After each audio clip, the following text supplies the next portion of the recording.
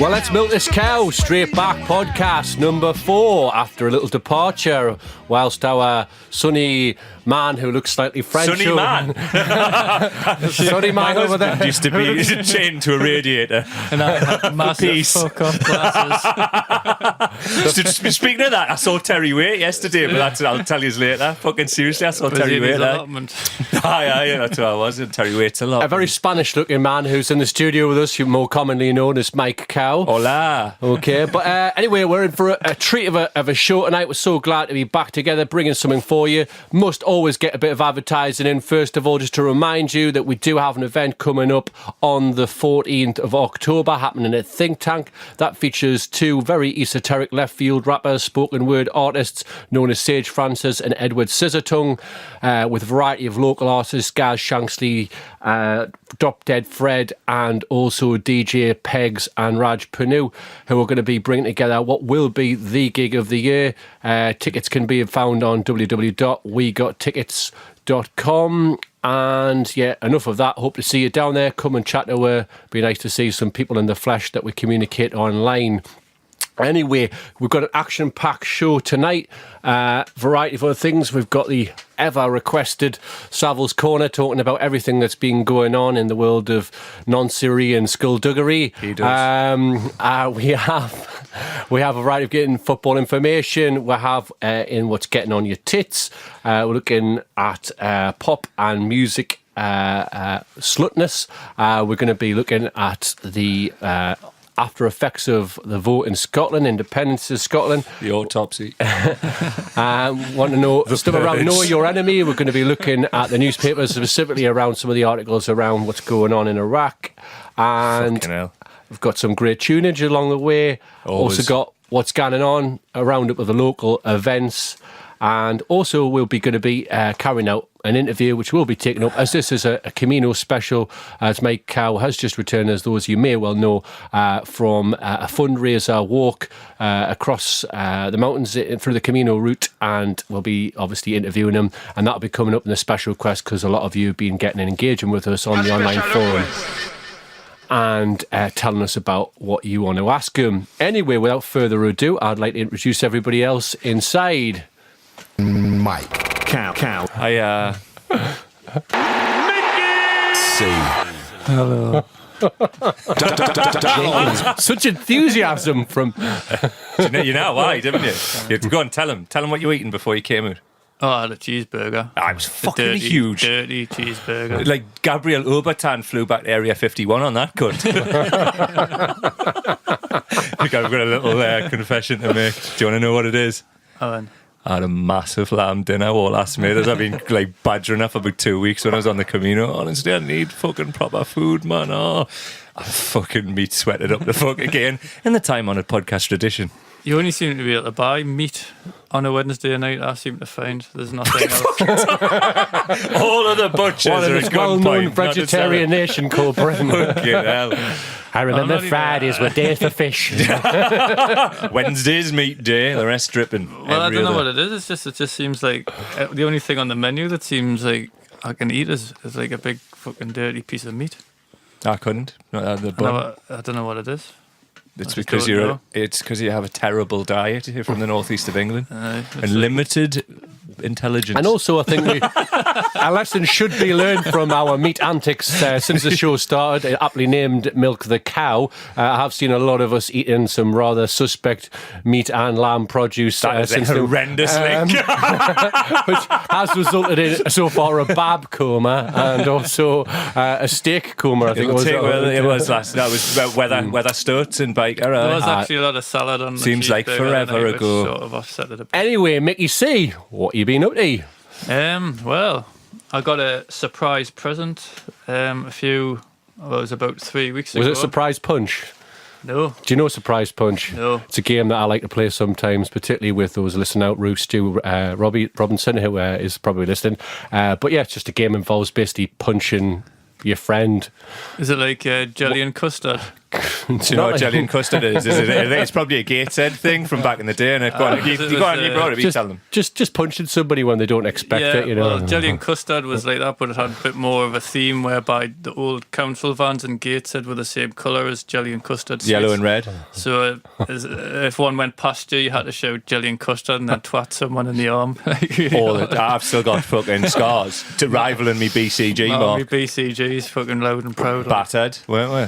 Battered like you're fucking dying. Yeah. Surprise punch goes particularly well with dissociative substances. I've sort of been told. There's a thing I would like to pick up. I've been at certain after parties with Stu and Don, and what he's calling like surprise punch, you would think that's a light tickle. I've seen them like giving each other suplexes over coffee tables and smashing the granny out of each other.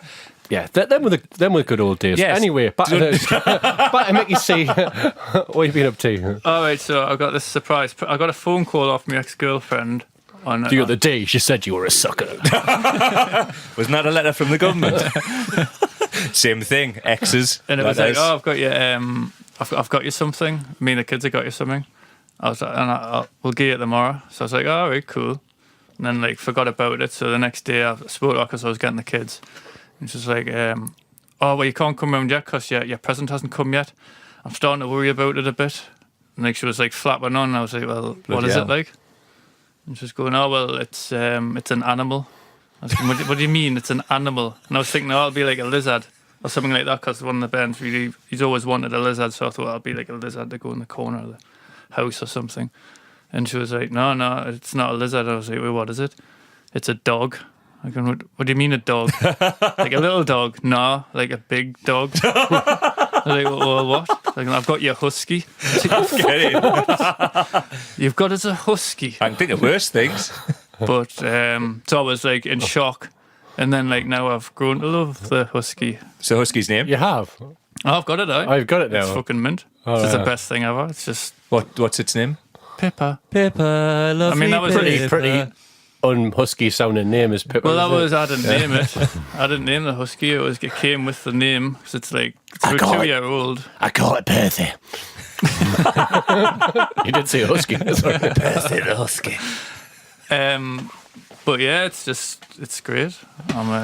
You're probably head over heels with Pippa, aren't you? I've yet to meet Pippa as I just returned. I can't think. Sorry, like you're saying basically an ex-girlfriend who I know. I'm so close. Yeah, but decides to buy you a present. It happens to be like a pet, which is quite a one which takes quite a lot of responsibility. So it's like sort of basic, like right. We've been together, we've had kids, we've still got like that, but now I'm going to give you further responsibility. I'm no longer in your life, but now here's a dog as well. Unfortunately, she doesn't listen to the podcast because she said just on the phone she thinks it's stupid. Sorry. I can't help but think that... obviously, if I was in that situation, then it would be like, my worst nightmare, to be honest, to be kind of suddenly going, here's a pet! Well, I'm a dog person, not in terms of Quincy. like part dog, but I've always had... What, you like to stick your dick in him? Oh Christ! Of course. Ride it and wear them like feed bags. So... And, well, my son's taught her into it as well, because he's always wanted a husky, and I think Dad really wants a husky, like that type of band. Well, it's what it's tactical dog present, really, isn't it? It's kind of like farming out to you, quite literally. And then, like... But she has it as well when I'm at work, because that's what was my main concern. If I'm at work, what am I supposed to do? She says, well, I'll have it when you're at work. And it's worked out really I honestly think it's a lovely gesture. And it's I've really... Do you know what's refreshing? Do you know in this sort of world of people... This dog-eat-dog world. The dog-eat-dog world. Dog-eat-dog world. Dog-eat-dog world. But I think what's really refreshing is you've got that kind of relationship with an ex, and it's that's really refreshing in this day and age of like recriminations and Facebook fucking dirty linen type crack, No, it is. I just can't begin to fathom it. But at the same time, if it works, hats off to you, Hats off to Larry. It's like it's so cosmopolitan and nice, isn't it? It's new, it's modern, it's fresh, it's funky. Why do suddenly you have to do cosmopolitan in a kind of camp kind of way? Can only homosexuals be cosmopolitan? I was thinking, is your name Tarquin? And it says Cressida. Anyway, Mr. H, what have you been up to? I'm knackered. He's tired. I wonder why that is. Possibly because he is taking full responsibility of a newly born child, which for those it's of you known in the trade, Dog Plus.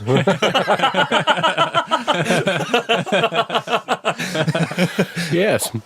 Michael, what have you been up to? What have I been up to?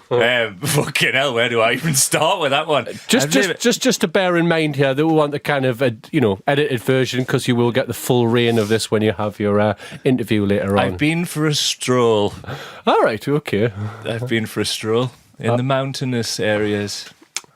Whereabouts? France and Spain. Well, France for a day, then I traversed the Pyrenees into Spain, and then finished almost as far west as you can go. So around 500 miles. Portugal. Just about. I was only about 20 mile away from the border. Mm-hmm.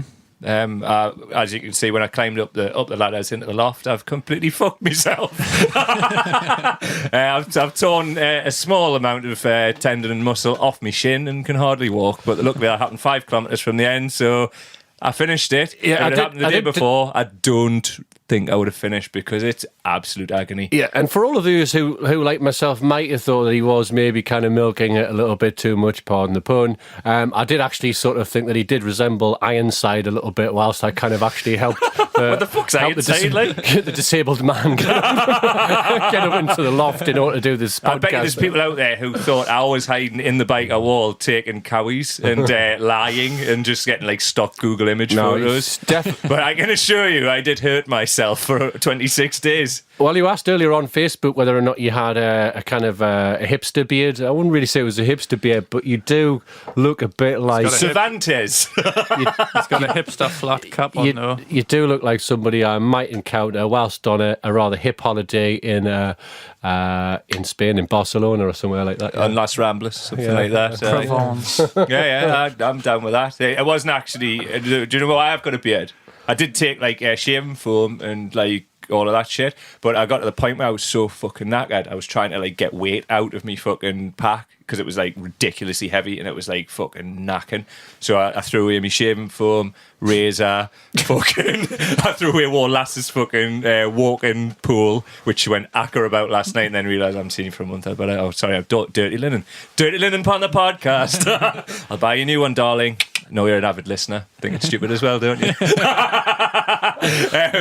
So I chucked that, just chucked all kinds of shit, and I was like, well, beards weigh less than shaving foam, so beards win. And I was going to actually shave it off, but with infinite wisdom, we had a plumber in today. Was it like that Trebo Mint advert? Or a minty bit stronger, stick my arse and I'll last a bit longer. Still losing height. I wasn't. I was going to say that I was meant to shave it off the day.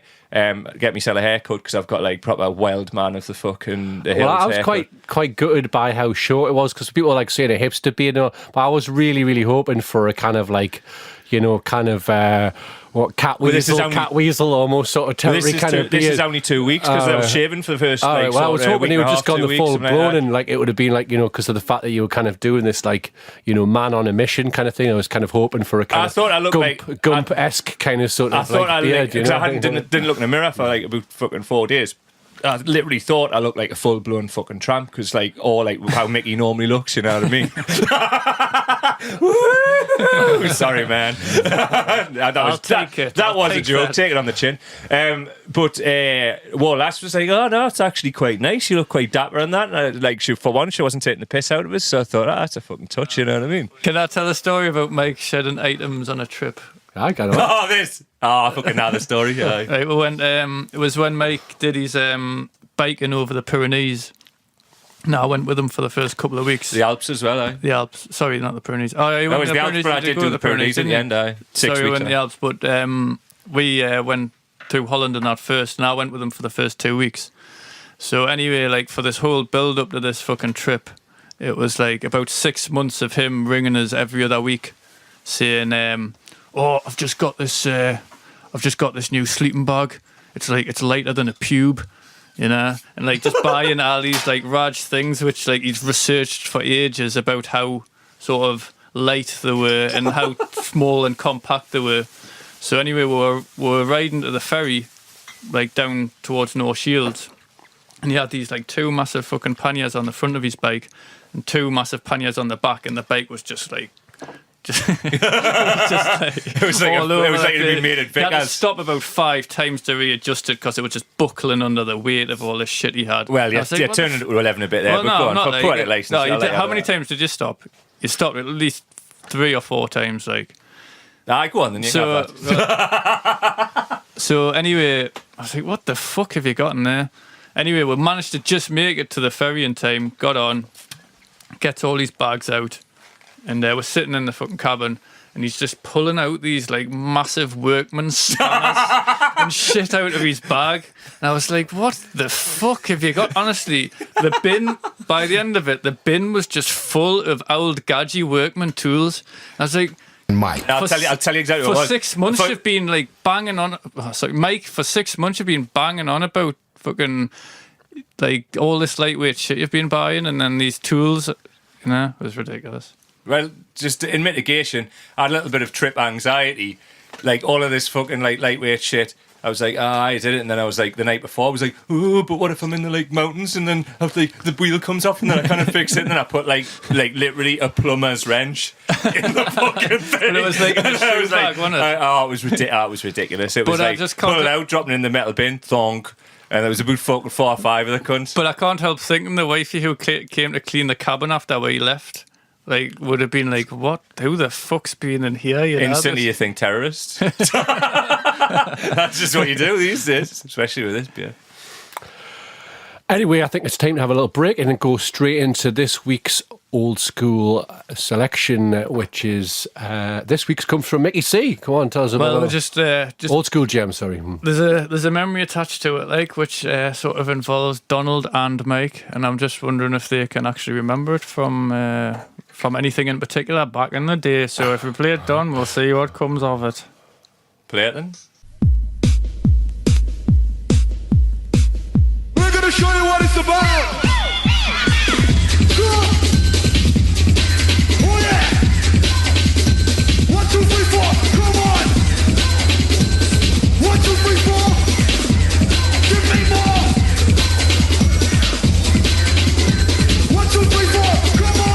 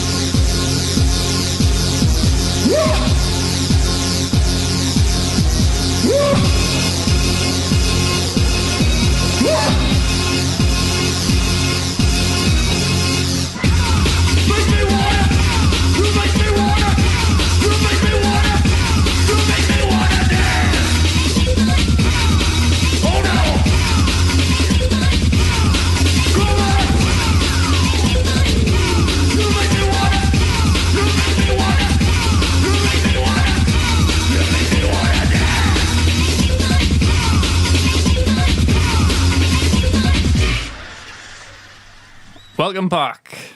So, boys, what's the memory connection?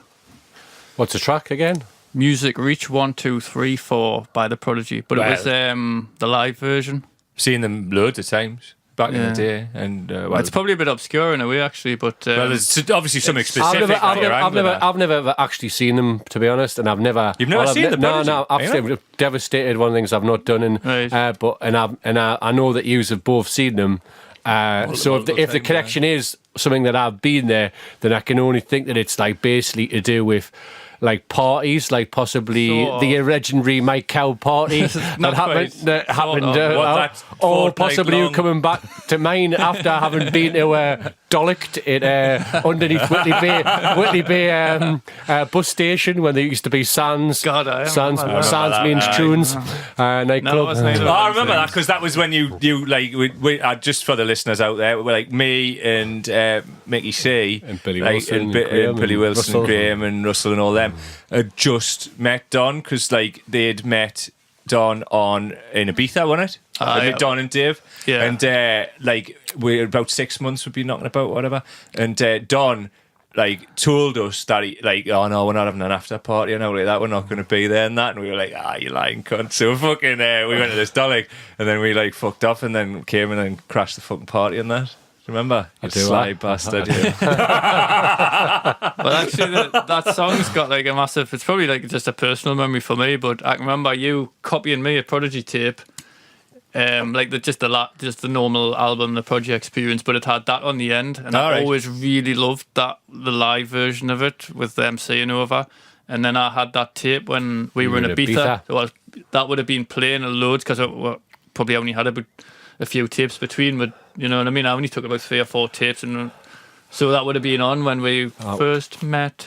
Don. The second album had just come out when we were in Ibiza, right, so that was the thing that I remember distinctly listening to all the time. Was on that holiday in Ibiza, was that, and B, and also Josh Wick's Higher State of Consciousness had been out for about 6 months as well, and we had that on. Somehow we'd got on a 4-track and managed to pitch it up by about 30 BPM, so I had this really fast version it's of Higher State of Consciousness, or whatever, which was kind of like more acceptable to me as a kind of Gabba listener. So it was good. Yeah. We I mean, when we were in Ibiza, it was like we were like, how old were you then? I was 17. I was 16.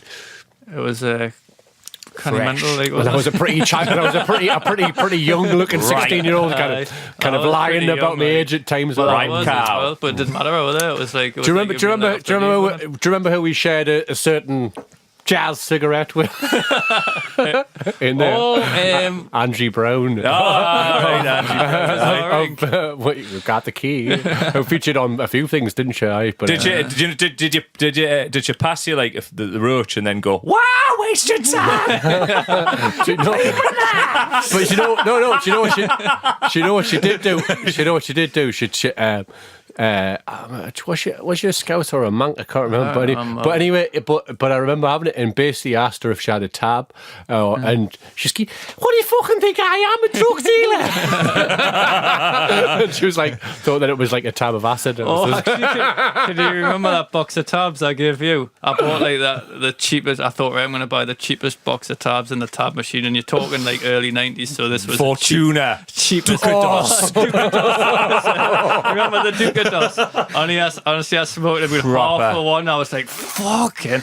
I give them to Don, and good luck to when we smoked a lot. Like, they were horrid. That was the worst thing I've ever fucking passed me through. That was possibly why he tried to cut out of his after party. The worst cigarettes I ever had are something ironically called Long Life cigarettes, which were from, I think they were from Malaysia or Thailand, and on the front of them it looked like one of these like kind of wizened old country folk, but of an oriental persuasion, but with like a stalk just in front of him, just enough to look like he was slightly kind of like taking it from the rear, Long Life cigarettes.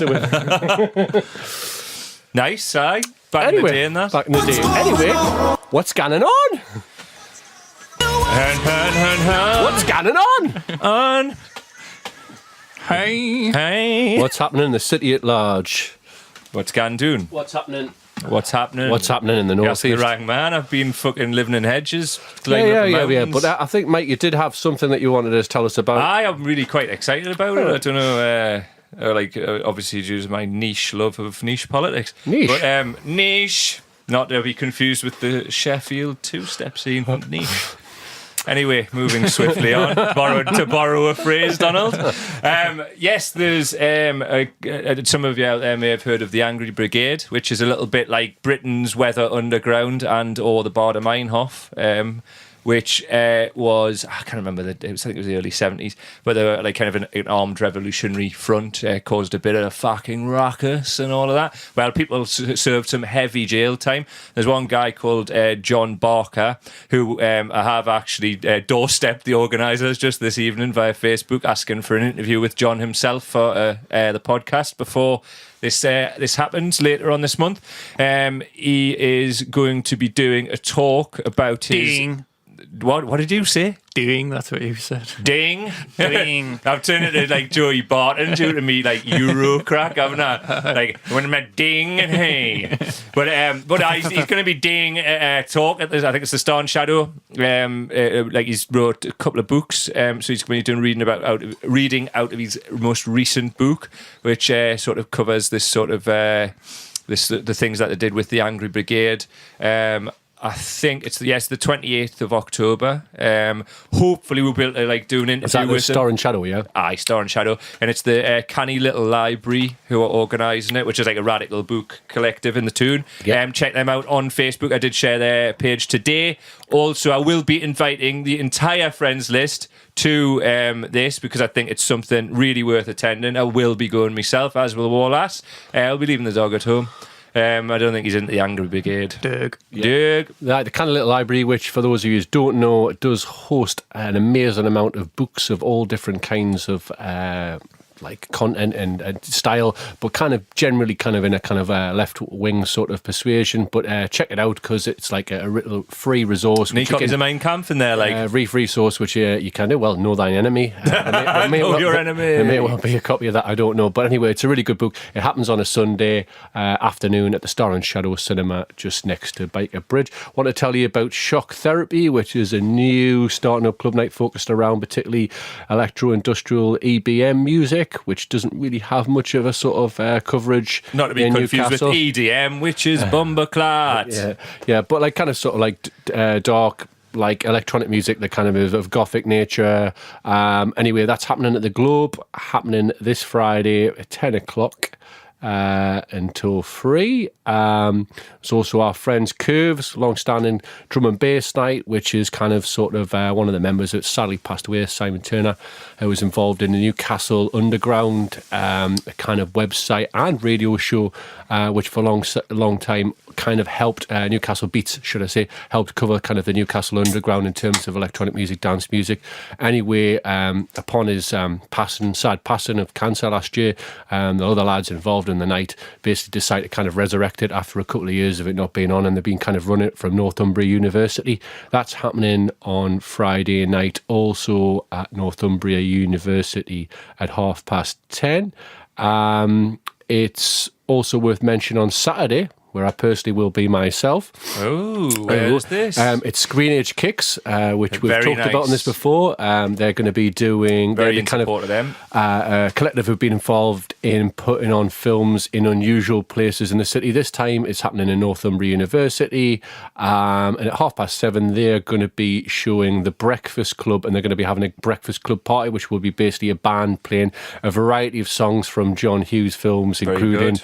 Pretty in Pink, Weird Science, Ferris Bueller's Day Off, 60 Kelly Candles. LeBrock be there. Unfortunately not. She literally was one of my first wanks. Yeah, I will be though, and I will be Weird Science. dancing along with other people. Zoe Payne will be dancing as part of the 80s themed high school dance, and there's going to be high school themed canteen food, a pop-up popcorn, Pop-up 80s pirate, quiz, population, 80s quiz. popcorn. Anyway, there are still tickets left for that, so check that out. Screenage Kicks at the Breakfast Club. And just finally just wanted to kind of mention obviously the upcoming event on the 14th of October again, which is us basically hosting Sage Francis and Ed Scissortongue. And all of the very, very, very best of Northeast talent at Think Tank, not at Upholt Yard. No, next door to Digital. Don't get them twisted. Previously in other rooms. Tickets on wegottickets.com, or me hammering the fucking granny out if you're on Facebook for between now until the gig. Come along, come have a banter with her. It really will be an amazing night. I mean, like, Don, we've wanted to get Sage Francis on like forever, and I mean, like, just give you a bit of a backstory. I'd completely and utterly retired from promotion for whatever way you want to call it. Don, as he's wanting to do, whenever I retire, or whatever you want to call it, there was he just comes back and goes, you know, that artist who I've always wanted to book for like the best part of 15 years. Oh, yeah, he's touring again. We'll blatantly have the Newcastle date. Do you want to date? I'm like, no. Don't want to. Oh, fucking go on then. So, like, we're doing it with a coalition of the very, very best in urban other promoters. I have to add, when sort of basically trying to twist his wrist, Mike Cow is a little bit sort of like a chocolate fire god. It's quite easy to kind of melt and manipulate. It's Sage Francis, man. And then, like, it must have been, like, I don't know, possibly 10 days later, he's like, you know how, like, we really think that, like, Hyper-On experience are, like, sort of up there with 4Hero and the Prodigy for, like, influence. And, well, like, you know, we were trying to get them to reform a couple of years ago, and, like, it's, like, didn't happen in that. Well, it can happen now. Do you want to do it? I'm like, oh, for fuck's sake, man, I want to take all that on holiday. It'll happen, darling, you know what I mean? One day. I'm quite intrigued by the take on of my voice there. I wonder if played by another actor in a television program revolving my life, whether or not I would sound such like that way. You know? I think he'd be more like John Nettles, aka Bergerac. Anyway, just for those of you, the unconverted, a lot of people go, oh, what they're talking about, bloody hip-hop, blowing Sage Francis, who the hell is he anyway? I'd like to kind of use this as an opportunity to segue into a track which is coming from his most recent album, Copper Gone, which I have to say, although I've been bigging up the album and bigging up the stuff, I only actually got the chance to listen to it in its entirety recently, just the weekend just gone. I have to say that it is his best work since his album some years ago. Anyway, it's an amazing piece of work. Check it out. Anyway, this is Bitter Moon. Yeah, sorry, that was actually Once Upon a Blood Moon by Sage Francis off the latest album, Copper Gone, who, if you like, you can see him on the 14th of October at Think Tank, Newcastle upon Tyne, Times Square, next to Digital.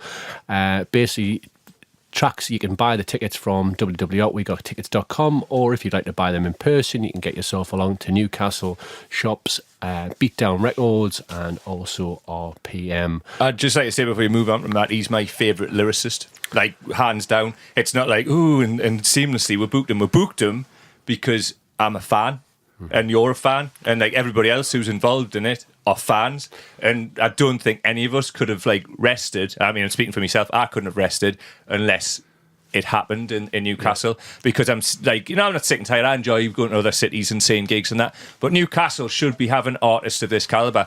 To me, he's the best hip-hop lyricist on the planet, hands down, and that's no promo. Like, it really fucking isn't. I'm more excited than I've ever been about. I've seen him before, you know what I mean? Like Iceland, Glasgow, I saw him up there. Absolutely mind-blown live performer. If you miss him, then you missed him. I don't care. I've got to see him. So, like, I'd love you to be stood alongside it. Can I ask, does everybody in this room get free tickets for that? Everybody apart from you for asking. And I'd also like to say as well is that, like, the new album, of which I don't think you've necessarily heard, and it's not just aimed at you, Mike, but also just to the public at large. He went away for 4 years without writing any stuff, without releasing stuff, and he's gone away like 2 albums down the line, and it's basically the best thing that he's done in about sort of 7 or 8 years, and it's outstanding. It's absolutely amazing, and the lyricy level, the honesty, reality and the kind of obviously the shit that this guy's been through and that he's now then kind of divulging and putting it into such a fucking eloquent way is unbelievable. You know, it's very rarely that I get a chance to sit down, put headphones on and chill with the responsibilities I have a life as a human being with family, kids, you know, other things, whatever. But I was so glad that I spent that time on Friday night just sitting down and listening to this. Outstanding, tremendous, can't rate it enough. And this is your chance to actually come and see this person in the flesh. Just dovetailing with that, I think we're about the same age. I think he's slightly older than us, a couple of years maybe.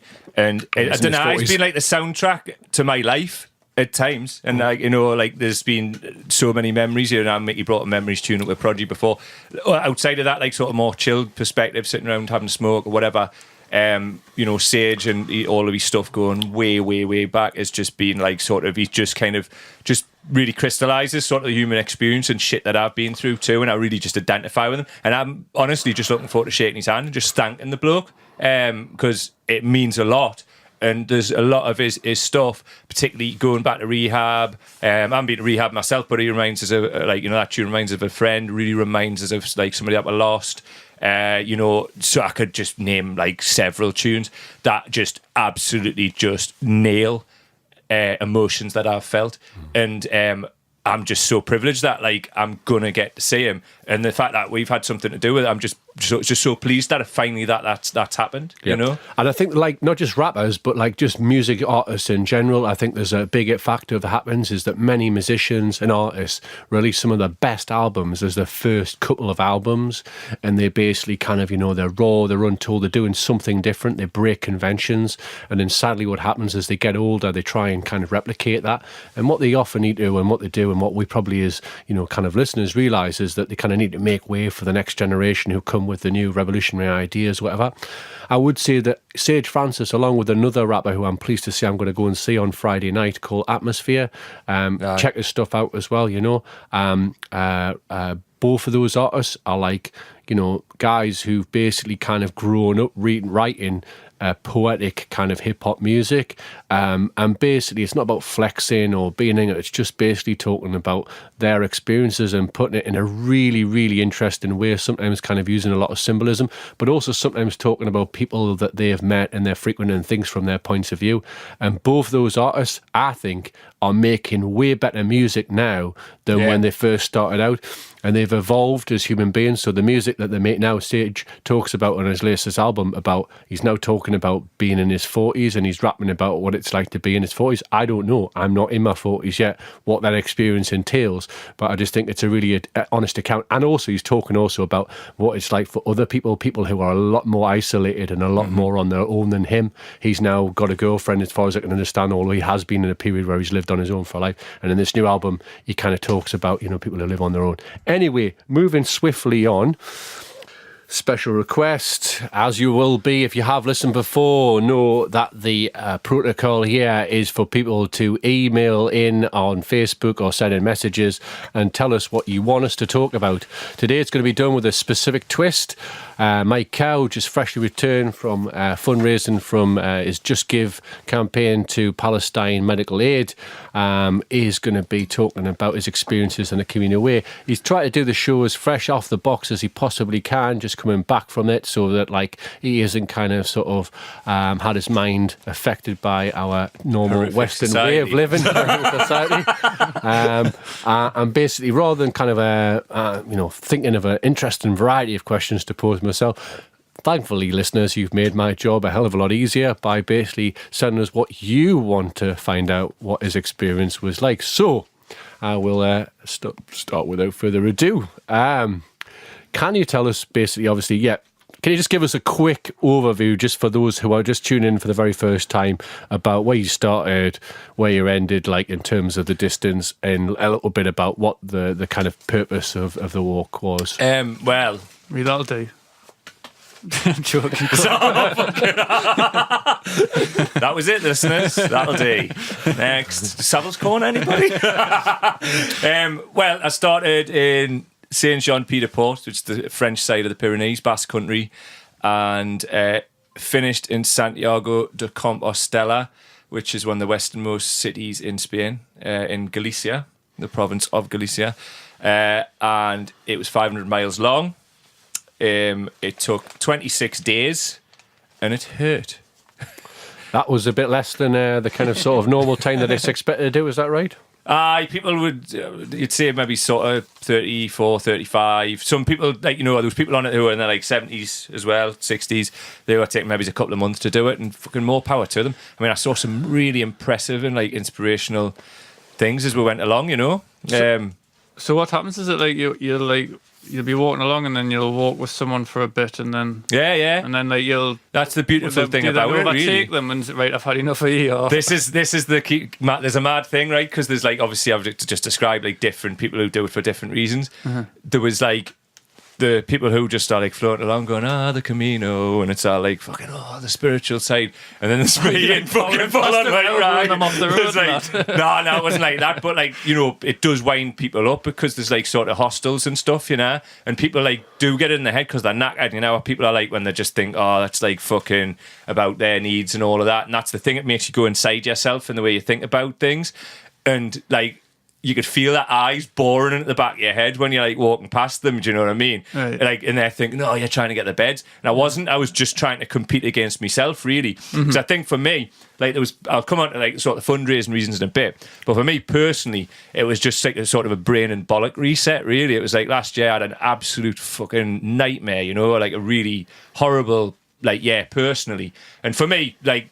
Rather than go on like sort of tablets to like chipping myself up, and if that's for you, as I've said many times, totally cool. It just for me, I just decided like I know about this thing, and I'll tell you a story. I spoke to like this guy on I think it was the third, maybe his fourth night. And he's retired Danish journalist, and he was mates now Robert Fisk, who writes for the Independent. Yeah, for the Independent. We was mates with him. He was in Bosnia with him. He was like a war correspondent, like. I'll tell you like outside of this, like some mint stories he told us. But he told us a story about how he found about the Camino. There was his mate who went to university in Switzerland, and he was studying maths, and he said that there was one day that the professor like came into the lecture and. Can you stop talking off camera? Sorry. Off camera, off mic. Do you know what I mean? Sorry, it's like it really is off-putting. Like you have to sort that out. That's generally. You're right, yeah. So, anyway, he was running this lecture, and it was like usually pure maths or whatever. And what he was telling us was we're sat like in this cafe on the side of this fucking mountain, and he was saying that the lecturer came in, and he was like, right, I'm going to stop everything today. I know a lot of you have got like problems, and you're stressed out at work and all of that. What I'm going to say to you is, instead of going to see a psychologist, instead of going and like getting antidepressants or anything like that, what I want you to do is buy a rucksack. Put all your problems in the rucksack, metaphorically, and I want you to go to Saint-Jean-Pied-de-Port in France, and I want you to walk the Camino. I don't want you to do anything other than that. Put all your troubles in that and just walk the Camino. And that was how that guy had found out about it. Right. This guy, he's now retired. He moved to Bayonne, which is in the south of France, like quite near to Saint-Jean, probably the nearest major city. And he was in his sort of late 60s, early 70s. Every year, every summer, walks the Camino. Rest of the time, just lives in Bayonne. Hasn't went back to Denmark now like that. I think he was like a sort of widower, you know what I mean, on his own. Right. Just walks it every year, talks to people. So does he do it like in a chilled out fashion though? I mean, like I didn't see him again after that. Right, like, you know what I mean? It was like we stayed in the city. They call it albergues, which are like hostels. You know what I mean? Right. They're anywhere between like sort of €5 to €10 a night. Some are quite nice, you know. But you're like sharing like communal space with people, communal meals, and you can imagine over a period of time, there's certain sort of frictions can develop, so to speak. So, best moment and darkest moment. So go for best moment first. Jeez. Probably when I rang you that day, wasn't it? What was that? Do you want to tell them? No, I don't know. Just rang you. What? Just tell them what? Because I could like. I don't know. Just rang you. But the thing is with the Camino, it's like time stretches, so it's like like a week can feel like a year. It's weird because you're away from all technology pretty much. I mean, still had your phone, but there was a lot of time. I didn't have Wi-Fi, didn't have I could ring out or whatever, but a lot of times I chose not to because it was like about thinking inside myself and all of that. So I didn't. So remind me, because I just would have liked to have thought that was the brightest moment. All right, that's what you're angling at. What was All your right. best moment? Like you know, obviously, So I'm many. sure there's so There's many. so but many. Just pick, just you know, just pick. there was, one, like- just pick one out that you really. Well, for like. me, it was like, you know, I was trying to like sort of get a balance right between like the sort of physical aspect and like I like to sort of challenge myself and like push me limits and see how far I can go. But as well, you know, Mickey C mentioned when I went on the bike and I did the last sort of 5 or 6 days on the actual Camino Trail in 2010. And what I missed out on, because I was riding 150, sometimes 200 kilometers a day, you talk to people and then you'd be gone. So I was trying to slow down in the early part and actually get that sort of like communal aspects and all of that. So there's sort of two sides to it, really. It was like the best moment, like physically, was just sort of days where you get up and you're just like, I can't even like move. And then that was pretty much every fucking day. That was to the be honest. best moment. No, well, I'm coming on to like sort of, you know. I thought you just said the best moment, and then you said that. No, we're just Sorry, if you actually like listen and engage your ears I with them don't. things that are around the Yeah, headphones, I tend then not you'll to do all that. will become clear, you know. Sorry. That's fine. So like what, like, you know, the best moments were like, you know, I would get up and like everything hurt. Like, you know, it was fucking hard, you know, like everything hurt. And I was like, I can't even walk like 100 meters here. And I would end up walking like fucking, there was one day I walked like 30 odd mile and I just got stronger and I was getting stronger towards the end. And I was like, shall I stop here? No, I'm just going to keep going. Shall I stop here? No, I'm going to keep going. And it became, I don't know, like Just- almost supernatural a bit. It was like, you know, it's about like what I really do want to get across about that. It becomes less about your body and it becomes about your mind. Your mind is the most powerful thing that like exists. And for me, I really do believe in the Carl Jung thing that everything's connected and the mass unconsciousness, and you can kind of draw strength from that. But you have to clear the shit out of yourself. And I've really noticed that, like, you know, when we were driving here and like you were waiting and there was all the cars and heating and like there's like you get rid of all of that sort of flotsam and jetsam and bullshit. Also, you saying that as the trip went along, you felt getting stronger because you were in a more natural environment. It wasn't, it Right. was. It's like the Japanese, and I was talking to Japanese people who are there as well. It's like they call it like a nature bath. I don't know the word for it in Japanese, but you know, you go back to nature and you reconnect with what is really real. You get really into the rhythm of what's real, the earth Because and the maybe planet. it's sort of like, you know, like when you hear of people go on them like shamanic type of experiences in the jungle and what have you, and they end up spewing for the whole first part of it, and it's like a sort of purge of all the shit that you've been eating. So it's maybe something like that. Absolutely, and I can illustrate that. I was talking to somebody, and this comes on to like the sort of other side to it. I can't even remember who it was, because you get so like, I don't know, it's a weird different kind of like mentality. It's a different rhythm. It's like, you know, if you imagine like a 4/4 beat and then a different kind of beat, it's like that's the distinction, you know. Like the beat that we live in this society isn't the real beat of life. Yeah. You know, the beat is complete. The drums play differently when we're away from this shit. And I was talking to somebody, and they were, you know, like on about how, you know, back home, and like the relationships we have are really quite stunted. And it was like I saw something, I think it was the day before, when I had Wi-Fi on Facebook, and I can't remember who posted it, but it was like a sort of like one-shot cartoon, just one image, and it was like sort of faceless people sat on a subway, and it was like speech bubble, like not speech bubbles, but think bubbles coming off all their heads. And what it said above was like, they were all looking at each other. Look at all these like mindless drones, like who aren't really connected to what's real, and they were all thinking the same thing. But imagine if you actually just spoke those words and actually tried to connect with people who are actually thinking the same. But on the Camino, you do. And that's what's different, because you're having a shared experience. And like, if you know, you were talking about, you know, like a purge, like a shamanic thing, it's very much like that. The first part is very much about like the physical. You know, it's like you really, it hurts. Everything hurts. You know, like you can't possibly be conditioned to traversing the Pyrenees on the first day if you live in Britain. You can't do it. So you do that, and then you do maybe another 100 odd miles or more, and then you get into the second part, and it's the mental, and you start going inside yourself. There's a flat bit which I'll probably talk more about later called the Meseta, and a lot of people skip it, but it's just really flat, big skies, and you know, after a while it becomes like sort of like hypnotic. You know, because it's the same. And like all the buildings are made from something called adobe, which is like mud and stones, because it's so hot there. It's like semi-desert. So they are the same colour as the landscape, obviously, because it's natural materials. So you can't even see towns coming up, and they're like 20 kilometres apart anyway. And the sun's beating down, and you have to get up before like 2 hours before the sun, just to beat the sun, just to like actually make that walk. Because if you don't make it before the sun, you could fucking die. It's like no joke. There's people die. I've posted photos, and there's graves or like great headstones of actual like people who've like got it wrong and just died because they didn't have enough water and all that. And then you take it through into the last part where you hit the mountains again, and you kind of went through all of that, and then you kind of integrate the two, and it becomes about like thinking about home and your spirituality and how you've integrated the purge and like going inside yourself. And what I found, there was things coming up from years ago which I thought I dealt with like personally, and I was like, how's that come up again?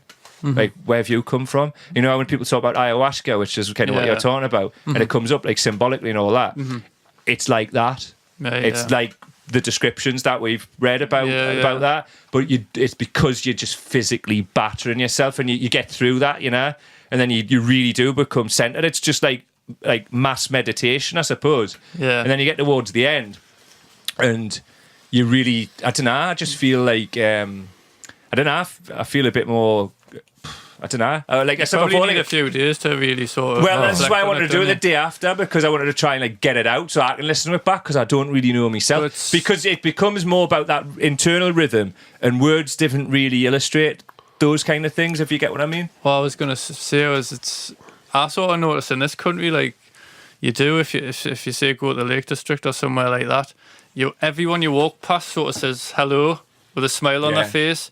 Whereas if you walk past that same person in the town, they wouldn't even look at you. That's a rural. It's a rural thing. Yeah. I don't think it's. I don't think you have to go anywhere. I think if you leave and go into the countryside, just even 5 miles into the countryside, and you walk out. Oh yeah. I think there is a general sort of like kind of decorum. People do walk past, going, "Oh, you've spent the same effort to come to this little bit of Grayson. You're a person.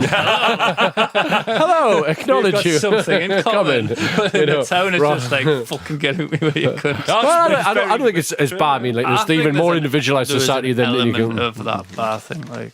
But that's the thing. I think you've got like as well. You've got that countryside thing, but the camaraderie of like you're on the Camino as well. Yeah. How do you even know about it? On a lighter note, Mike, where was the most unusual place that you had a poo? The most unusual place that I had a poo? Fucking hell. If there's more than In one. all its gory detail. What I will say is, if anybody does plan on going and doing something like this, in the first places that you stay in, always steal the bog roll. Always steal. Did you have to use the SAS method of wiping your ass? Like stick your finger through I'm going to be able to illustrate and this for you, Don, and I'd like you to just look at it, because I've took a photograph. Here's a picture. It's like a nice, So it's useful a nice, for you beautiful, radio listeners. nice, beautiful thing for you. It is really quite unusual, but it's actually sort of, I suppose, I don't know. It's like what the Camino does do for you. The Camino hole. The Camino hole. So if you just bear with us, I'm just find it in the moment section here. You're actually looking for a picture of a shit on your phone to show man, no. This is possibly one of the most unusual things, and it was towards the end. It looks a bit like a jobby jellyfish in the toilet. Do you want us to describe what it Let me is? see it as well before Do you want us to just, you know when people say, you'll tear this is yourself shit? you'll tear yourself a new arsehole. fucking hell. Yeah. What that is like what possibly one of the most unusual things. I'd if you imagine I walk 500 miles, how many times does your legs move? Possibly over 500 miles. Maybe how many times would your legs move in a mile? Back and forward, maybe it's a few hundred. I don't know. Maybe I it's was more. than 1,000, I would have thought. Well, you're talking in the high hundreds of thousands. So literally what I did was tear myself a new arsehole. And what that is a picture of like lots of blood in a toilet with a shit Bloody poking out the top. And here's me And, thinking it was chicken tikka. So that was to me one of the most unusual things when I stood up and went, I've literally torn myself a new arsehole. I'm still, without grossing it out, I'm actually bleeding out the arse. That's Oh, nice, lovely, you know. lovely. That is- I've torn like lesions in the inside of my sphincter. Have you learnt any Spanish? Si, senor. Have you learnt any real Spanish? Bits and bobs. I mean, it wasn't like fucking. Do you know what I mean? Have you any more of them nappies, senor? Did you learn that? Have you got any kanga pads, mate? I fully intended to, and I did for a bit, but I was so knackered at the end of most days, I was struggling to remember your name. So it was like, you know, like to try and get yourself across in what you want, and you kind of can just about grasp the words, but if it doesn't come naturally to you, towards the end it was much better. I mean, like for example, yesterday like without thinking, I ordered like a beer in Spanish in Weatherspoons in Gatwick, and then look the last one. You're from the south of England, aren't you? And she went, yes. I was sorry about that. I'll have a Heineken. What was the best 3 things that you ate? Best 3 things. Oh God, this baby squid, man. And this was during that. Squid, you Nice. bastard. You bastards from the north. But like there was a lovely bed of rice in the middle, and there was like you know, once you get into Galicia, like sort of seafood, it's like the really seafaring people, you know, like the region of Galicia, and it was just before the border, like between like the region of Leon and there, but they were like making Galician food. Fuck me. I mean, this was the people who like were following online, like they would know I copped something called hypotremia, which is like effectively you like lose like the salts and the minerals and potassium and chloride out your blood. And it originally was thought it was a kidney infection, so I started flushing my system, and that was the worst thing I could have done. Essentially, what I was doing is diluting the sodium and minerals that I like minimal amounts that I had in my bloodstream. And if I'd continued to do that for another day, I could have passed into a coma and then potentially died. But what was great about it, we actually found out that was hypotremia, so stopped doing that and then found like a sports drink called Aquarius, which literally saved my life. Thanks, Aquarius people. But during this time, the baby squid was fantastic, and then lots of salt on it, and it just really, you know what we're talking about before. You have much more of an appreciation about the simple things. Like your relationship with food and what you put inside your body. You know, your body just like it kind of, you know, they talk about there's a second brain in your gut. Like I totally know there's a second brain in your gut, because it was kind of like it was just going, thank you, just thanks for putting this thing in in there, you know. Yeah, I've had that and it was before, just beautiful, you know. I was just eating it, and I slept like a log that night. It was fantastic. Do they have George Foreman grills in Spain? Probably, I have no idea. Are they still sat at the back of Spaniards' cupboards, only having been used once? How good was Pimientos de Padron from Santiago? Do you actually know what that's about? To be honest, by the time I got there, I did like a 41-kilometre day, because I had like the day before Santiago, I did 38 and I had nothing left. I had nothing left whatsoever. And so I just had I had to do like a big day. So by the time I got to Santiago, I got to the cathedral, got a photo took in front of it to prove I'd been there, sat down, felt like I was going to fall asleep next to this old fucking 1,000-year-old wall, and then got up and like I stumbled my way up to the fucking pilgrim's office and put my credential in, which is like the fucking, you get stamps from everywhere you've stayed, and then you get like this thing called the Compostela, which the city takes its name from, Santiago de Compostela. And once I'd done that, I was just fucked. So I had like a room booked and I just didn't eat them. To cut a long story short, we just went and had a kip. Like so. When will Milk the Cow be putting up a rave in the mountain, as asked by That Tony was T? fucking Tony T, wasn't it? Fuck off, Tony. Stick to fucking being a chef, you In the cunt. what? In the mountain. In the mountains. Right, God. Love you, Tony, but come on. Any feelings or emotions when you saw crosses? Crosses. I did have a moment. It was in the first week. Did you cower from them? What? Crosses. I'm not a fucking vampire, silly cunt. No, we've got the teeth though, haven't we? Oh, I do have the Thank teeth. you. I probably do.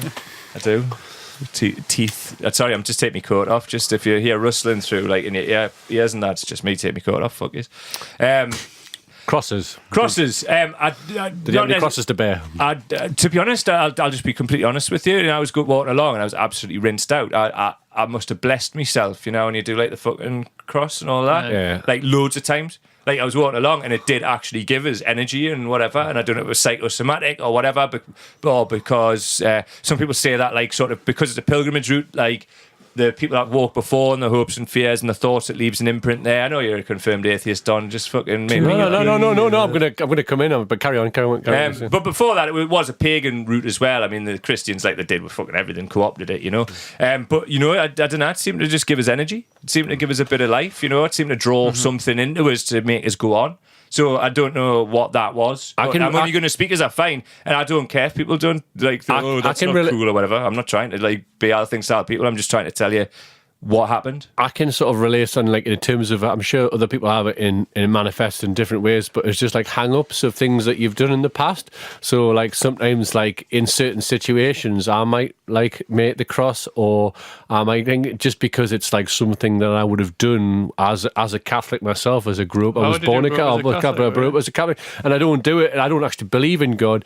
But you know, and sometimes you know, you say, "Oh my God," because obviously it's, oh, you know, Jesus fucking Christ. You know, you used words which are obviously because you've just done something, you've dropped something. But sometimes, you know, like, you know, you say biblical things in as part of your kind of general discourse, which aren't necessarily just like, oh, fucking Jesus Christ, oh my God. It's just like, I just think sometimes that there's things that you kind of, you go back, which kind of like contradict what I kind of like, strongly the believe. verbal memes, really, they just like stick with you, and if they're like charged with meaning from like meaningful moments or things, then that you personally give them meaning. I mean, I don't believe personally in the sort of like, you know, the separation between you and God. Like, you know, I'm more of like the sort of Gnostic side where God's like a spark within you, and I don't need, personally, my relationship with God is my relationship with nature. Like, I don't see that as indivisible, you know what I mean? Like, I went there and I had a relationship with the things in and around us, and I removed all the clutter and shit that gets in the way. And I've come back and I really feel like connected to that life force or whatever it happens to be. And I feel better and a better man as a result of that. Did you feel defeated as the tragedy of the defeated Republican side? What, the Spanish Civil War? Probably. I'm assuming that's what he was making reference Who to. the hell asked that? Like, Or was he talking about Scotland? I don't know. or like the Darth Vader or something. Okay, moving on. What did you prefer, golden showers or bukkake? Well, there was this bukkake party in this Spanish mountain village involving a goat. Oh, yes. Yeah, like, I'm going to ask you, like, I'm going to finish off with like one serious one and then like one daft one, really. So, like, obviously you've talked about a lot about like what you've learned from yourself and your experiences and stuff like that. But like, is there kind of like any kind of general epiphanies that you've like taken away from all of that experience now that you haven't had a few days to kind of sort of reflect on it, but just like what you're feeling now as a person? There is, and there was a lot of, I don't know, you know, if you imagine like sort of the start of it, it's a bit like a sort of a triangle. You know, like it's wide at the start. There's so much shit and bullshit going through your fucking head. You know, I was talking about like the sort of physical side and all of that, but it all sort of comes towards like this sort of point, and like the road sort of does lead to the end point. And it's St. James's Cathedral, so for a Geordie, you know, that's kind of like, it's got that like little sort of element to it for me as well, where it's like Santiago is just St. James. Do you know what I mean? That's all it is.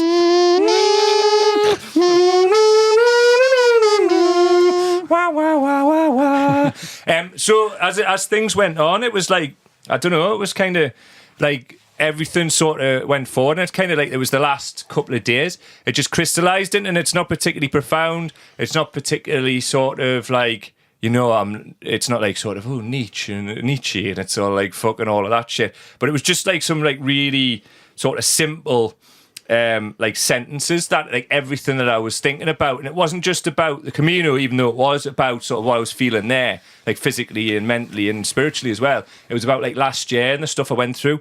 But for me, I think it's like the simplicity of it is like, it was like universal. And I actually wrote this down in the notes in my phone when I was still walking. Like about 3 days ago. I just read it out to you, and maybe it's like, you know, maybe people out there take something from it. Like, one of the things was embrace pain and allow love to be your guide and your strength. And I just want to like focus on that word, allow. Allow it to like sort of flow through you. That's what I found. We can put blockages on that because we don't want to appear cool. And even when I'm saying that, like on a podcast, it's like, ooh, how will I be judged? But then I think because of the experience I've had, immediately I was like, I really don't care. Do you know, this is like me. This is how I felt about it, you know. It was like like if you embrace the pain, and like last year I didn't. I was going through a lot of pain and I was running away from it, and all you're doing every time you do that is redouble it. And the universe, God, whatever you want to call it, if you don't like overcome something, it'll bring it back to you twofold, and it'll kick you up the arse big time. I agree with you that, know. totally. And the second thing was, and this one really stuck out for us, the only real battle in life is with ourselves. You know, it's not about, I'm not in life to compete with anybody. If I'm competing with anybody, it's myself. I want to push myself further. I want to like reach my goals, and I don't want to compete with anybody to do it. I want to give people a hand up. You know, if there's other podcasts or whatever, for example, we're doing a podcast, this is the context of it. We want to try and up them as well. You know what I mean? Work with them. But like, that's just me in life generally, and it's just two simple things. That's what like came out of the experience. So and like that's a reaffirming type just of thing, reaffirming, but also in a deeper sense. Yeah. I've went a bit deeper inside myself. I've like turned myself inside out physically and cleared out all of the shit. And it's made us a stronger person. I mean, you know yourself, lads, like, I've always been a relatively strong person, but between me and you and whoever's fucking listening to this, last year I wasn't that strong. Like, I was like kind of like a swan, really. Or like, it looks like on the outside it looks kind of one way, but underneath it's going fucking acker under the water. You know what I mean? Mm-hmm. Like shit you can't see inside. But now I'm kind of balanced as both of those things, and myself again. And I haven't been that for a long time. So what I went for personally, I got. And we haven't even talked about the fundraising, I suppose. But like, you know, there was personal reasons too. Well, you know, but previous to this, we have focused on the sort of like, you know, it was about reaching out to others, and the fundraising did become about, you know, hopefully inspiring others, and hopefully this podcast and what we're talking about tonight will inspire others just to action. I think we spend a lot of time focusing on negatives, especially on Facebook. It's like, you know, we'll post something, look at how shit this is, but where's the do? Mm-hmm. You know, where do we go with that? Where, like, how do we extend that forward and actually try and make somebody's life a bit better? Taking words into action. Words into action, and I think that's very much what I've come off the back of. Mm-hmm. I've definitely done that myself last year when I was pretty depressed.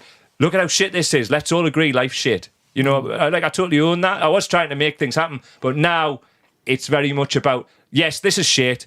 Let's work together and at least try and chip away at the fucking elephant. You know what I mean? Like, how do you eat an elephant? One bite at a time. So let's just try that together. Final question and request. Where was the best place that you cracked one off? I'll tell you a story. Right, I mentioned the Compostela, Santiago, right? And, you know, the city takes its name for it's a very sacred thing. Within the Catholic Church, like, I have, like, you know, a piece of paper which is called the Compostela, which is a sacred parchment. And it is, you know, what it does once you've done the pilgrimage, it wipes away all of your sins. Like, I'm literally at sin zero. So you've been anointed by pedos, is that what you're effectively, pedos have brought out the broadsword. That's the name of a band. Anointed by pedo. And we've got to start a band called Anointed by Pedos. Have you ever wanted to become into like a death metal gore grain band? So anyway, I got this. It was a pretty touching moment. You know what I mean? I got that. Like, what? Well, hey. Also within that, your name gets read out in the mass the next day in Santiago Cathedral. And it's all very cool, you know. Like, and it is one of the highest honours in the Catholic Church a person on earth can have without being a fucking saint or a priest or whatever. You know what I mean? So, not 2 hours later, I hired a private room in what used to be an old seminary, which, you know, but for those that don't know, it's like they've turned it into like it's one of the albergues, but still ran by the church. But it was where they used to train monks. There was a cross over the bed. It was quite a long-winded story about a wank. How did you know? I was setting the fucking scene. You know what I mean? lit some candles. Crack on. Effectively, I did. So, like, not 2 hours after I'd had the clock reset back to zero, I cracked one off in amongst fucking quarters. There was the cupboard was actually an old priest hole where they used to fucking hide the cunts. And I just covered me belly in hot man spunk. Did you have papyrus bog paper as well? No, it was bad as arse industry. When I did it, like, the bog wasn't in the room. We had to creep over the corridor, so I crept over, like, got me like fucking bum bag and that and all of that. Crept over with that, got these 2 fucking barrels, you know what I mean? Because I had like 2 barrels of fucking bog roll because I hadn't 2 barrels. Whose barrels? The engineer's balls were full of cream. Monk's barrels. Honestly, like, I could have literally brushed past like a door in a corridor and it would have just fucking went down my leg. I hadn't come for about 10 days. It was communal living, you know. God. So like fucking, I got like. I never asked these questions to him. Like, it all just comes trickling out. To be fair, I think fucking JC would give us the fucking 2 can touch on that one, like, because I had just done the fucking one of the highest honours in the Catholic Church. a man's got to do what a man's got to do. And like, how would JC really have given you a fucking JC. cock? Me and JC. Me And there's a and request JC. anyway, which is obviously a question is what would be the tune that really motivated all the time? So what's your track of thing? And also your tune for the night, Mike? So many. I had a 4 gig iPod, but however, one that did stick out when I was asked earlier was "On" by Aphex Twin. It just seems to fit the beauty of the nature. It seemed to fit the rhythm of it. It wasn't particularly too abrasive, but it wasn't too sort of light. It just fitted everything. And it like, there were some tunes that I only heard once. Like, it was on shuffle, but that one just kept coming up and up and up and up whenever I was like sort of low or down. So that seemed to soundtrack those moments, and it would lift us back up and enable us to go on. So "On" by Aphex Twin. Hope you like it.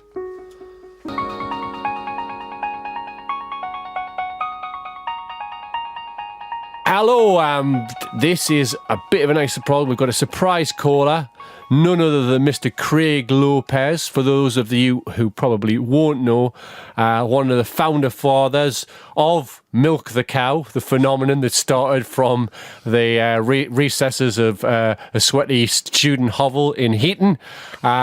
Person who used to be a regular part of our crew, who has gone on to pastures, pardon the pun, living in Hong Kong, living in Hong Kong now, and pro. is expert music producer and engineer. Has been over in Hong Kong for how long now? Just over a year now. And basically we're going to interview him, specifically interested in what's going on in Hong Kong at the moment, the developments over there with the kind of protest movement that's kind of hit the world headlines in the last few days, but is actually part of a movement that has been kind of developing for some time. But anyway, without ado, I'd like to call the lad Pez, who helped also kind of create the theme tune and give us the points in the right direction of Capadonna and the use of Milk the Cow. So respect, Pez. Enough time. Okay, love you to bits. But yeah, you're based in Hong Kong, and just tell us what out, because I understand from reading on Facebook over the last few days, you've been seeing the accounts of what's been happening, the different kind of protests on the street, the kind of pro-democracy movement. But for those of the people who don't know, I would assume is going to be quite a lot of our listeners. Can you just give a little bit of background about what's going on in Hong Kong and what's led up to the kind of the movements of the last few days? Well, basically, as you already know, Hong Kong used to be part of the Commonwealth. When it was handed over in 1997 to China, Britain made this promise to the people of Hong Kong that Hong Kong would always be a democracy. And obviously, China is not a democracy. And there's a lot of worry about an election that's coming up in 2017, which is an election to elect the leader. I don't know what you call it. There's a few different words for it. So I'm just going to say the leader of Hong Kong. And the people of Hong Kong want to vote for who this leader is going to be. But as it stands at the minute, the people of Hong Kong aren't going to be able to choose this leader. It's going to be chosen in Beijing by the Chinese government. They're basically going to put forward maybe 2 or 3 candidates, and from those 2 or 3 candidates that have been chosen from the Chinese government, the Hong Kong people get to choose from those 3 people, which people aren't very happy with. They want an open and free election. Rightly so. Like us. That's what the protest is about. Okay, and are any of these 3 candidates, from your understanding, is there anybody like out on the street who's kind of in favour of, I know they might not be against the principle, but is any of those 3 candidates anybody that any of the protesters would actually pick as a leader of Hong Kong? As far as I'm aware, they haven't actually been chosen yet. This election is not due to happen until 2017. But they are chosen by a committee in Beijing, and that's not what the people of Hong Kong want. They want to be able to choose somebody who is just kind of came forward with their own policies. Just like they just want to live in a democracy, and yeah, they're just not happy about it. From your So- analysis, I mean, obviously, I don't know if have you been into mainland China or not, or just into Hong Kong itself? China. I've not been into mainland China, but the divide between the people of Hong Kong and the people of China, it's a massive divide. I mean, people of Hong Kong really don't like being called Chinese. Well, from my experience, from the people that I teach and the locals that I know, they really don't want to be classed as Chinese. They want to be classed as Hong Kong or Hong Kongers. Hong Kong. Okay, so I mean, like, what is the cultural difference? Like, I mean, how from your perception, obviously, in terms of living there, like, how do you think it's different? What's the outlook of the average Hong Konger to that of the Chinese? So Hong Kong is a special administrative region. So it's run by China, but it has its own rules and its own laws. So basically, in the whole of China, there's only two places where people can speak out about the government. There's here in Hong Kong, and there's another small island nearby called Macau. And throughout the rest of China, you can't speak out about the government. You can't go on things like Facebook or Google, but you can in Hong Kong. We're kind of a free community here, and people are worried we're going to lose that with this upcoming election. And what's the situation? I mean, like, do people like fear? Do people have freedom in Hong Kong? Is it still not like? Is there still not kind of things imposed by the kind of the government of China in current existence? Right at this moment in time, people are free. It's a democracy. People can do to a point within the law. People can do whatever they want, and there's just a real big fear that that's going to be taken away from people, and that's why people are getting so worked up about it. Hi, Pez. It's Mickey C here. You all right, mate? All right, Mickey. How you doing? So, what's the protests? Have there been peaceful protests, or has it been like kicking off and that? And you're Telling you, man, it's blown my mind. Today I walked from the central business district of Hong Kong to where I live in Wan Chai, which is about a 2-mile walk. And it's been estimated there was about 100,000 people out on the streets. And it's just pure peaceful. Like, everyone's just sat there in unity. People have like got all these like handwritten signs everywhere. There's no looting, there's no violence. It's just a total contrast from any other kind of demonstration you've seen across the world over the last few years. It's absolutely blown my mind, just the unity and the peacefulness of it. And like, even down to the teenagers of Hong Kong, like remember the riots in London a few years back where the teenagers in London just went mental. Like, over here, the teenagers are like going around collecting rubbish off the streets, handing out free bottles of water, biscuits, like cooking up chicken wings, handing them out, spraying people with water to keep them cool, handing out wet wipes. Man, it's just an unbelievable atmosphere. It's like nothing I've ever experienced before. It's amazing. Bez, it's Mike Cow here. How are we doing? International man of mystery at your disposal. For somebody like me who's like literally been living in a hedge for the last month, how could you sort of best describe, like and illustrate to me in like really sort of simple terms, what's the end game for the protesters? You know, like how long would you envisage that they would get the demands, or is there a chance that they would actually have the demands met? Well, I think the overall feeling is that the Chinese government aren't going to back down, because the Chinese government just don't want to look weak to the Chinese people. Yeah. But there's still a sense of hope here. So the end game, they want the minister that we have right now, they want him to resign, and they want the Chinese government to say, yeah, we can have a free election in 2017. So, like, you know, just for me, what I'm getting from that is, you know, and definitely comes across from what you're saying, there's like a real sense of sort of collective unity and maybe a bit of hope And for you, if that message sort of like spread globally, I think for me, sometimes people sort of think we have to meet with goals, you know.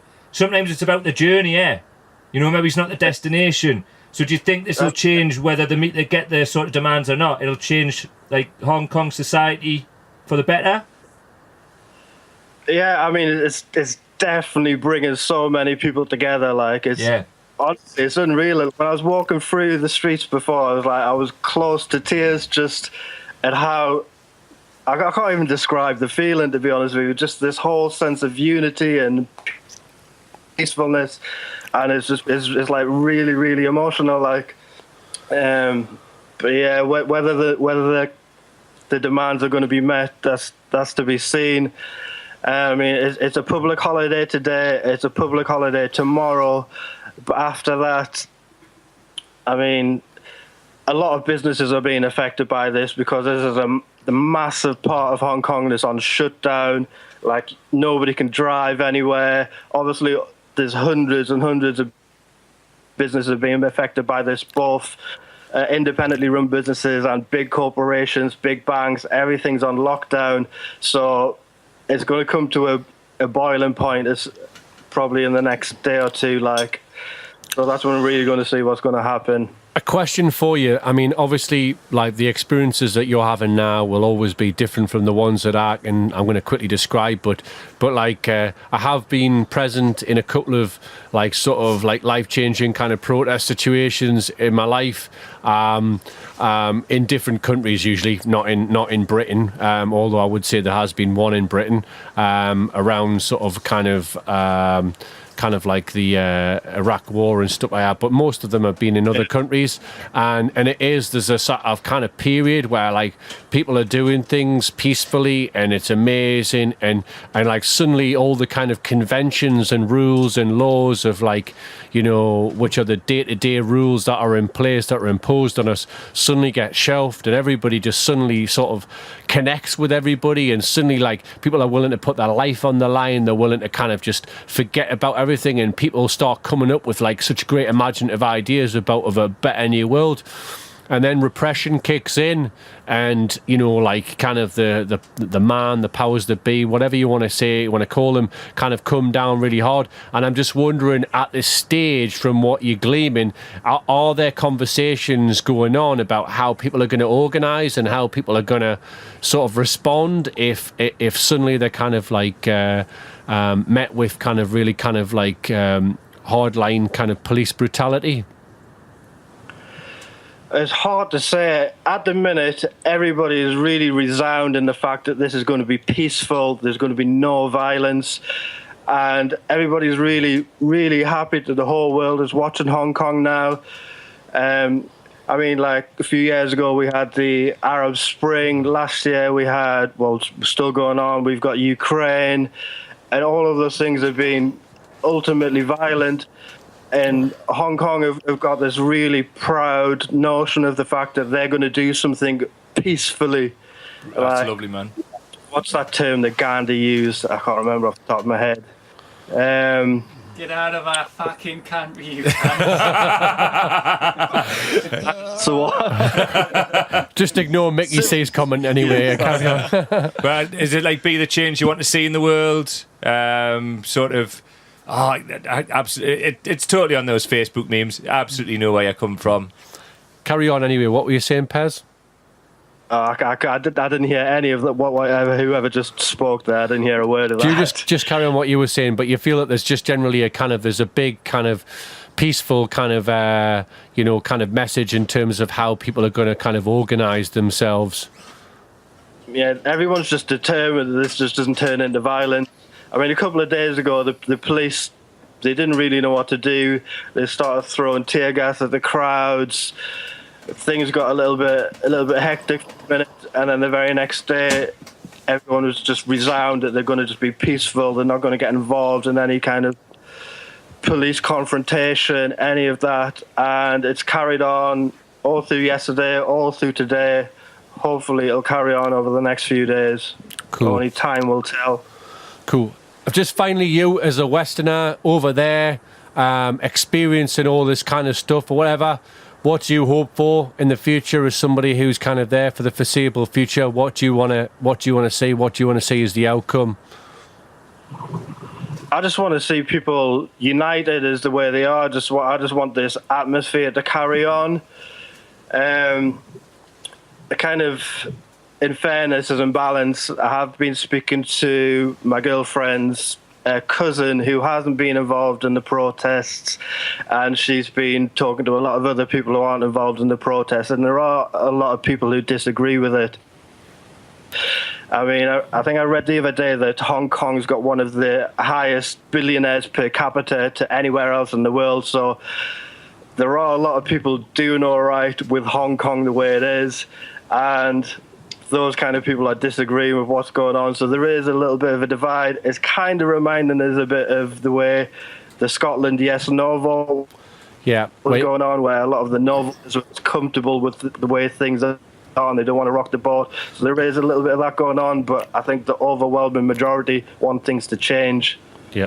And in Scotland, you also had some of the ultra-wealthy who are definitely backing the no vote. I think Mike has got one last sort of question in before we finish on this, Pez. Yeah, it was just something you brought up about Gandhi, you know, and about sort of non-violent, sort of peaceful protest.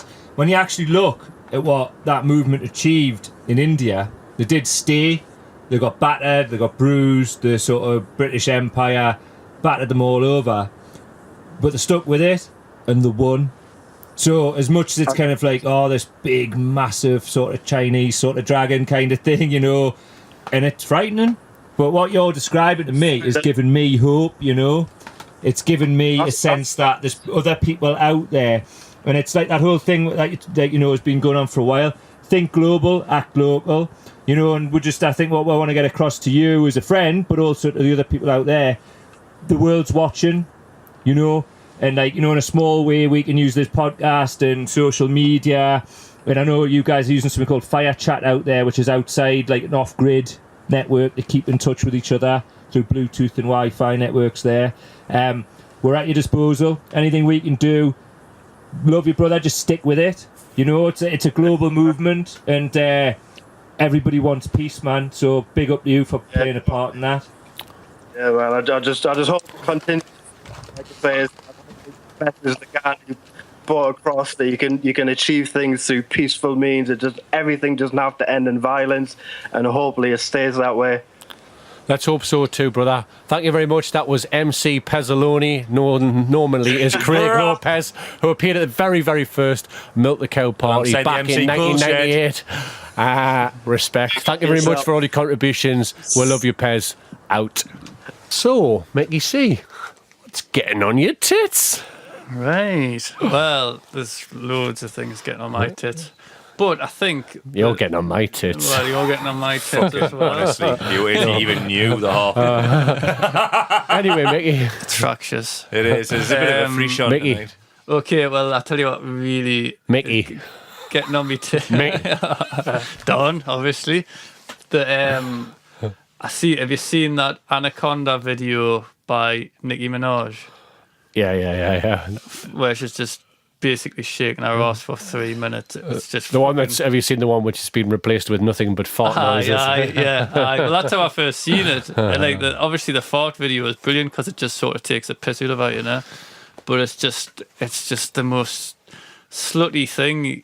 Like pop music now, like with the women, it's just like, at which point, like, how far down the line is it before you just seen them sucking a gadgie off on the video? You know? Sucking off a I don't know, drive. the one for me, like the one that happened for me, like a couple of years ago when they had the song "You'll Need to Remind Us," is it Flow Rider with "You want to blow my whistle, baby, let me know." It's basically a song about a blowjob, right? And you've got like everybody go do do do do. I can blow your whistle, and now you basically watch the video, and like you also even like some of the lines in the song are talking about how basically he likes fucking girl on girl action, and it's okay, you know, Girl like on bit of girl like lesbian action or whatever, and he likes girls who are into that kind of thing, and basically he wants everybody to blow his whistle and do it really slow because, you know, starting out slow is quite the nice approach to it. However, then you realise it's a pop song, it's in the top 40, and it was introduced to me me by probably an 8 or 9-year-old lass who at a youth club that I was working at is sort of singing innocently along to this song, whatever. That's what I and mean. it's just That's like, you the know. point. That is the exact- no. I mean, there's always been sort of sexual songs in the charts, even like back to Grace Jones, like Pull Up to the Bumper Baby and all that, you know. I want to talk about sex. I'm Exactly, gonna but sex you on. it's not like People now are it's still like, having sex. but now it's like really getting to the point where it's like, how am I, you fucking dirty whores? Just fucking wrap it in. I've like worked with Don quite a bit, and this was a while ago. It was like, what was that 50 Cent tune? Take me to the fucking candy shop, licking on the fucking lollipop, or whatever the fuck it is. And like, we were working with a group of like young people in a nameless project about boundaries that were can't cross and stuff. But there was some young people on that, and they were like, 8, 9 years old, singing that, licking on the lollipop, and like, the thing is, like, young people are getting so like sexualized because of this stuff, and it's like all the flashing stuff in the corner room of the idiot lantern, Flashing blade. the flash. Come on, Alan. And No, she didn't. Tell us more. Tell us more, Alan. But what I found is, like a lot of parents are so knackered from work and all of that, and they'll just like the telly's left on, and the kids now from an early age know how to use technology. Like the third parent. You know what I The mean? third parent will bang that on. They've stuck like Cars DVD on, or fucking Toy Story or whatever. Before you know it, they've got that off and they've fucking got this on. And like you've got like the Miley Cyrus videos on, or all of that. Like, what is that doing to a young child's mind? Like, we didn't have that when we were that age. Like, it wasn't Not that as like bad. Not as bad. not as at all, bad. It was a nowhere bit near. like I think there was there's stuff that was a bit risque, but now it's blatant. But the sexualization of like just the whole world, like sex sells fucking everything, doesn't it? And it's like, I don't think people realize how like that sort of affects you on a psychological level, because holding you in that lower level of like, that animalistic instinct, and you're bringing kids into that at an earlier and earlier time, and it's fucking so bad. Like, I mean, just use an example of the other day of walking along the street. I was like, sort of like, these kids like talking to some other kids on the road, or pointing to some lads, some lads talking to some girls, and I reckon they were about sort of 7 or 8 years old, maybe less than that, and they were basically saying, "Oh, that girl over there, she's dead sexy." And it's like, like the word sexy in itself isn't necessarily like a deep, like calling somebody isn't necessarily a kind of a deeply sexual word. But for me, a 7 or 8 year old talking about that, or using that, or that being part of their vocabulary, and them using it in that kind of way is a relatively new phenomenon. And like, even like the song, which isn't a particularly sexualized song, but fucking Gangnam Style, which is the most fucking biggest phenomenon in terms of music, made by some random guy who became a millionaire overnight by basically creating a song on YouTube, which has been like blown all over the world. Was it from Thailand or Taiwan? Sorry. And basically, this guy, as many, and you've got lots of kids singing this lyric, "Oh, sexy lady," all the time. My son sings it, and does song. I've heard him sing it lots of times, and it's like, without sounding like some real prude, and I do sound like a prude, I feel like, even by saying it, is I don't really want my son singing that. Not yet, not quite yet, It's not that I've got a big issue with that word. I'd be a lot worried if he was going, fucking pussies on. I don't think that's prudish, though. I think that's perfectly reasonable as a parent, or just as like a sort of, a kid that age. There shouldn't really be. It's only really this generation coming through because of this sort of mass blanket media stuff. There should just be, let children be children. You know what I mean? Like, just because we're knackered and tired and all of that, let's sort of be a bit more mindful. And if it sounds a bit radical or whatever, but if you really do feel that like the telly is like sort of such a big part of it, and it's having that much of an impact on a young child's life, take your telly, chuck it in the back garden, and point your furniture elsewhere. Sexualization was a subject that came up last week, isn't it, with the Emma Watson story in the newspapers? Well, this is what, the iCloud thing. She's obviously a member of a well-known celebrity person who a lot of kids have grown up with in the limelight. For me, has challenged some of like the massive issues around people's perceptions around what feminism is, and that she's, you know, said, I'm really disgusted at the fact that feminism's just been reduced to the idea that it's just anti-men. Yeah. And she's come on and said, you know, Brilliant. that from a small child, she's been sexualized as soon as she became obviously a media star. And one of the things that she kind of pointed out was about young women in particular, about how suddenly they felt as they got to about 12 or 13 that it was no longer acceptable for them to suddenly start developing muscles because they would be seen as too manly or whatever. So that was like, you know, and that was kind of a body image thing that was kind of being imposed from a very sexualized society. And what I think, slightly going off the tangent, but I thought was a really interesting point, because that's something that has come up on the kind of Mike Cow thread a number of times about kind of sort of the kind of perceptions of what feminism is. And I think it's really, they've just set up this kind of campaign. For me, it's something that just 2 seconds, it's a concept that I play with. And I don't think anybody, like, you know, I like play devil's advocate a lot about feminism on there. And I don't think any of you actually really know what my true feelings are about the feminist movement. I've read a lot about feminism.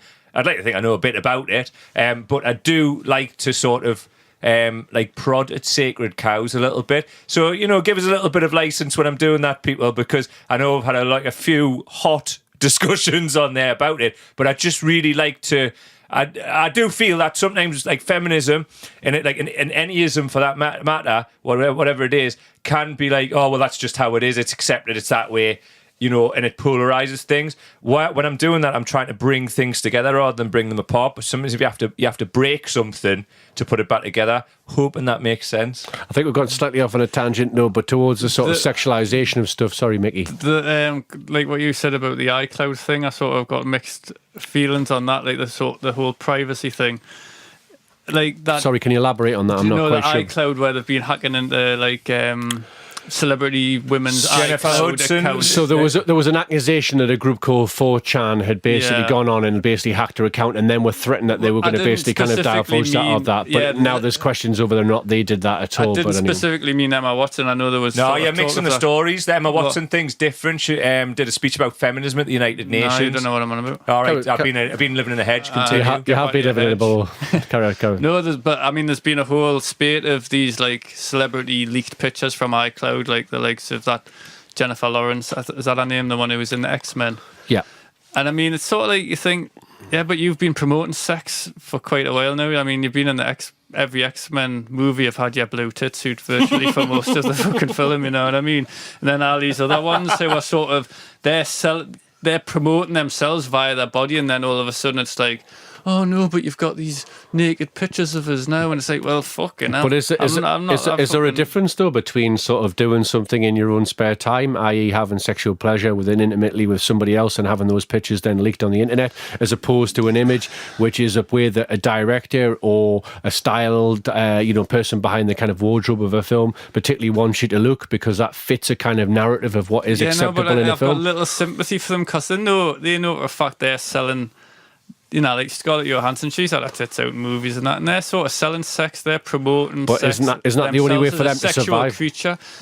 Is it? What's the motivation, is it, do you think, that for her doing that? Is she always getting that out to titillate? Or maybe do you think she's ever tried to do that to celebrate the female form? And is there ever a context where women can it's a fine, can do that? It's a fine line in a way. Like, I think a lot of it, I mean, this isn't me sort of judging or anything. It's a genuine open question. I mean, I haven't got all the answers, but I just think I'm not that sympathetic to some of them.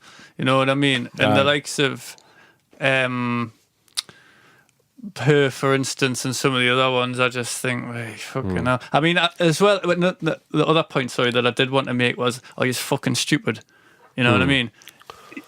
I'm fucking careful about what photos I've got on my lap. Not that I've got naked photos of myself, but I wouldn't keep naked photos of myself or my partner or anyone else on my laptop. And I certainly wouldn't be allowing them to go through iCloud and that, because you know the fucking privacy is fucking almost dead. And Couldn't you're a agree fucking with you more. celebrity. You know what I mean? You're up there as some sort of sex symbol. And like, It's not excusing what the hackers I know, have done. but like, fucking thick. I know, but God, just I like agree. like anybody else, people make mistakes and people do stuff, and people don't always think in this kind of like a virtual way. You know, people do like, you know, people might contradictorily in some ways safeguard certain aspects of their persona in certain like forums or online or whatever, but in other ways do things which allow them to, you know, for their privacy to be kind of opened. I am a prize example of that. I'm not going to go into that, but there are some ways people aren't always on top guard at all the time. And ultimately, you know, if you look at the sort of statistics in terms of the number of times that women generally have to have or bare-chested as opposed to blokes, it's off the map. You know, women are expected generally, just even to get parts or whatever, it's much more accepted for women to have their breasts out, to have it in films, whatever. It's like, and sometimes it's a kind of requirement. And I suppose the perfect example I'd like to use of that is hip hop music. Now, if you look at an artist of how a female artist was to survive as a female artist in the 1990s, as opposed to how a female artist will appear now in the noughties and now in the kind of sort of the tens of this century, okay, is basically is that in the 90s, in order to survive as a female artist, you had to act like a man, and you had to be very manly, and you had to wear in very, very kind of the similar clothing and be kind of as hard as possible and be as gangster as the men were. Nowadays, in order to survive in hip-hop, you have to be kind of very sexualized, and you have to be so sexualized that it's completely acceptable for But there was a bridge. There was a bridge there with Little Kim and Foxy Brown. They were the sexualizers. They were the ones who did it, and now that is standard, the norm. And what I'm saying is the norm. And I think the point where it kind of encompasses everything that you've been saying is that the underground has become mainstream. Pornography culture, which, you know, people can debate about whether or not that's right or wrong, is whilst it's kind of in the underground, it's not as kind of as much of a problem as when it leaks into mainstream society. When it becomes the norm, and it's okay for pop singers to talk about blowjobs in a covert way, but in a very overt way. When fucking Playboy can fucking release, you know, a range of fucking clothes, which is okay for an 8-year-old to wear, which they do. You know, we've definitely blurred the boundaries, and where artists, music artists, in order to survive, and also actors and actresses for that matter, in order to kind of just be part of the establishment, have to fucking basically get their clothes off, whatever. That's a worrying. Personal integrity as well, isn't it? You know it is, I mean? it is, but it's also, you know, the choices that people make when they want to get in the foot of the door. Would a bloke be expected to do the same things in order for them they're expected to suck. I mean, I think in Hollywood, I think it's a massive thing of like actors have to suck cock on the casting couch, and the women have to fucking do the same. And I think it's just the whole thing is built on it. You know, the whole thing is built on. I think most actors out there, like top actors, the likes of Johnny Depp and that, have sort of admitted, oh well, I was basically a rent boy. You know what I mean? To get where I am now. And that's just right the way through, and that's probably been since the year dot, to be honest. There's a person I'd like to sort of bring into it, which is not to be, you know, we're talking about women and what women do and this, that and the other. Behind the scenes, people like Terry Richardson, that fucking, you know, the photographer with Miley Cyrus, who like remodeled it and got her licking fucking hammers and all this shit. Whereas before she was like the sort of Disney queen. And then she like, it was him. He's like a sort of fashion photographer. So many stories of like where he's got like models to wank him off, and he's like, you know, a complete and utter fucking sleaze. He's an absolute scumbag. That's not a man. As I understand what a man is. He doesn't hold the same fucking values as we do. He's a cunt. He's a complete, and he embodies what a cunt is. And like what he's done to that girl. Like, and she's bought into it. And I don't know if the quotes are real and all of that shit, but at the same time, she's young. You know what I mean? Yeah. And it's like, you know, there's people like that sort of, you know, trying to like play up to this sort of like, oh, porn's hot. You know what I mean? Like, let's all be porny and that. You know, that bloke once just slapping about and kicked into touch. You know. So it's kind of almost what you're saying is almost the stylistic, the people who are the kind of people who are the kind of style gurus for like sort of the kind of music, and they're the ones to blame in your opinion. Hipster slant to it. He's all like, oh, checky lumberjack shirts and fucking, you know, that this kind of, oh, why can you question that? I'm just being a bit edgy, man. You know what I mean? No, you're being a cunt, mate. Fuck you. Yeah. Mike Cow, what's getting on your tits? Getting on my tits? Fucking hell. What? What's getting on your tits? Generally, mate, many things, but in particular on the Camino, what I would like to say, just as an umbrella term, I went, you know, I was talking about like and all, like, oh, you know, the spiritual journey and that before. Like the Camino is not all like that. What it actually does is, like, it's not just about the walking. You're living in close quarters with people from all around the world, and like before I went away, I did have like, oh, you know, I'm open to all things and all of that. But our speakers, I find, like, these lads will tell you, I tell what I think's the truth at any given moment, and I'm just going to do it. I don't fucking give a fuck. French people, Jesus fucking Christ. Acceptable racism.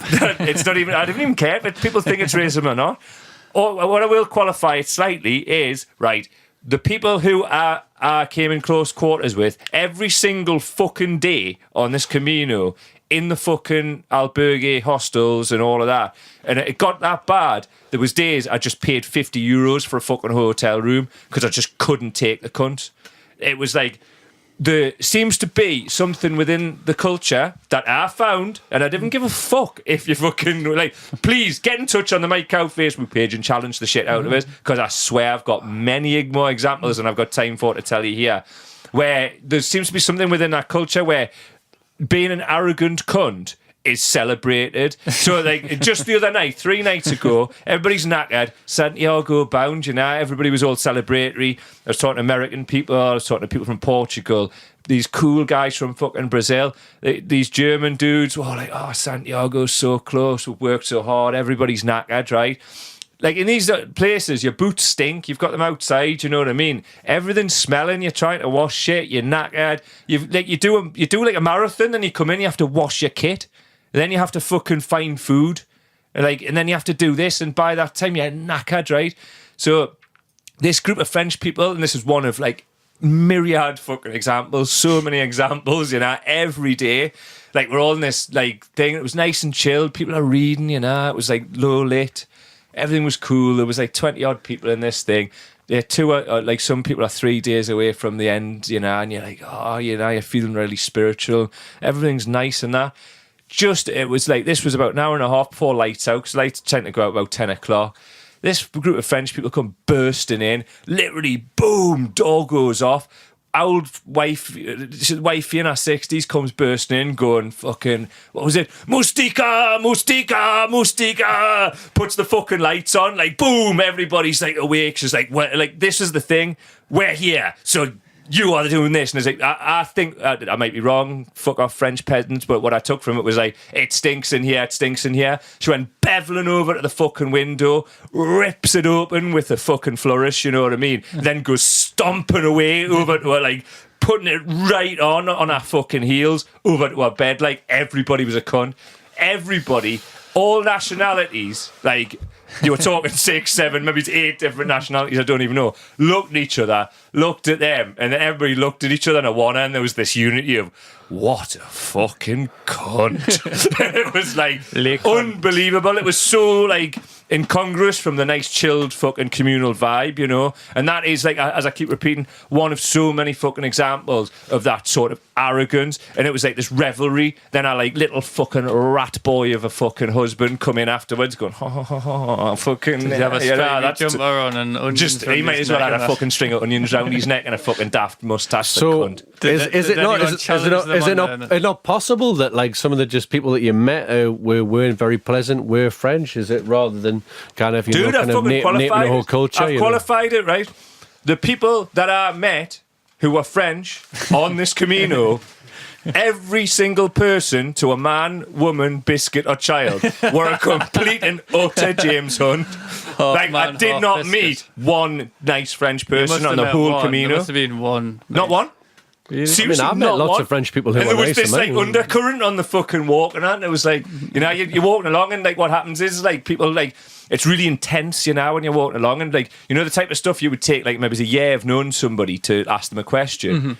It just happens instantly, and then you're gone. Do you know what I mean? And it was like always this like little daft unspoken thing. So that's what you like about the Camino. What are the things you don't necessarily like about it? It was all kind of like, oh, you know, there's like, and then it would be like, you look at each other and go, French people. It was like, you know, I honestly don't care if you think I'm xenophobic. I'm completely not. If you actually knew us, I'm not. But I tell you what, I won't like be cowed or like limited in the things that I say by social convention. I will speak as I find, and on that experience, I found every single day, as I've said before, that every single French person of Gallic extraction that I met was a complete fucking cunt. And like, sorry about that, people who have all the sensibilities. That's just how it was. And that Mustika thing was like. What and does after that mean, do you think? Well, she went to like rip the window open with a plum and like was like made a big fucking show of it, like she was in Les Miserables or something. You know what I mean? Or fucking whatever you fucking want to call it. And then like just after that, it was like like. Turned the fucking light off at fucking 8:45, and it was like, you know, people are just sitting there reading and chilling out. You know, like you've had a hard day. Everybody's had a hard day. You're all in it together. There's a real unity and a bond. And it was like they were just there just to be cunts, you know. And it was like after that, she was like in bed, and it was like, you know, she can speak fluent English. I'd heard her talking to somebody when she wanted to, but she was like, oh, the light, you know. And then fucking her husband dives off the top bunk, goes stomping over to the light. There's 20 odd other people, and then just like all the lights in this massive dome turns them off. Everybody's like there, and then bing, all you saw was everybody's fucking smartphone and then like lighting the room up, and everybody looks at each other. But the problem is you can't say anything, because if you do, then there's people who are actually asleep who are like really fucked, like 60-odd-year-old blokes from like fucking Peru or whatever, you know, they're on their own, they're kind of, or like fucking like our Japanese guys who are there, like it's their big thing in life. And like I was, you know me, I can kick off, I can have a kick off, you know, and I was like, I had to really practice. That was where my tolerance came in. That was where I really, if I kicked off, you're making a scene, and it was kind of, that's kind of what they wanted. Did nobody at no point be like, "How Matt Pascal fucking stick?" There was a little bit of friction, but like you know, it was kind of because it was so late. The kind of trade on that sort of social convention thing, and it like the play with it, and it was like I was fizzing. I just wanted to slap them up, like, you know what I mean. But it was like I was like thinking of fucking like like this old Japanese dude. I really will wake you up now. And it's like, and that's the problem. That's in that communal space. You really have to work together and get on. And I just thought, if I do this, and like others were doing, we're looking at each other, going like, you know, like, and we couldn't even speak each other's languages, but the language of injustice was strong, you know.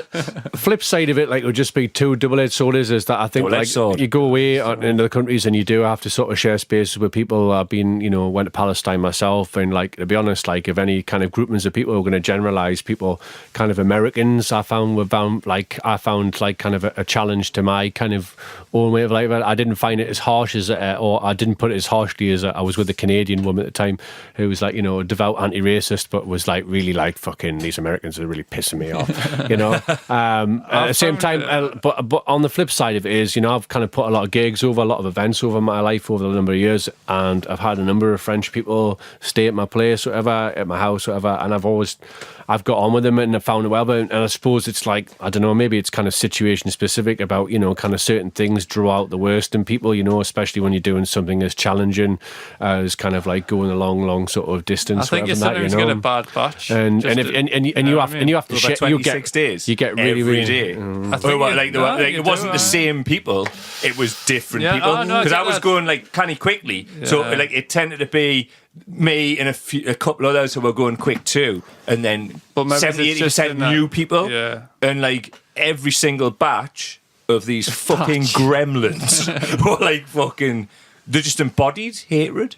And I just thought, I'm just going to speak on it, you know what I mean? I'm like, I'd hope not to do that, but like, I'm still going to speak on it, you know what I mean? I just speak my mind, and like, that's what happened. And like, you know, like there was like certain incidents with like other people, like, but that was as individuals.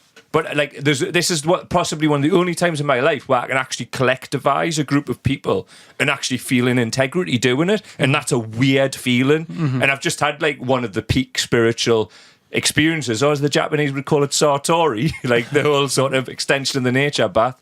And I'm still speaking on it. I'm still doing it from a sort of centered place. So make of that what you will, listeners. Not really attached to any outcome of what you think of me words. I don't make the news. I just report it. Just fuck the frogs. Respect all French people out there. I love you.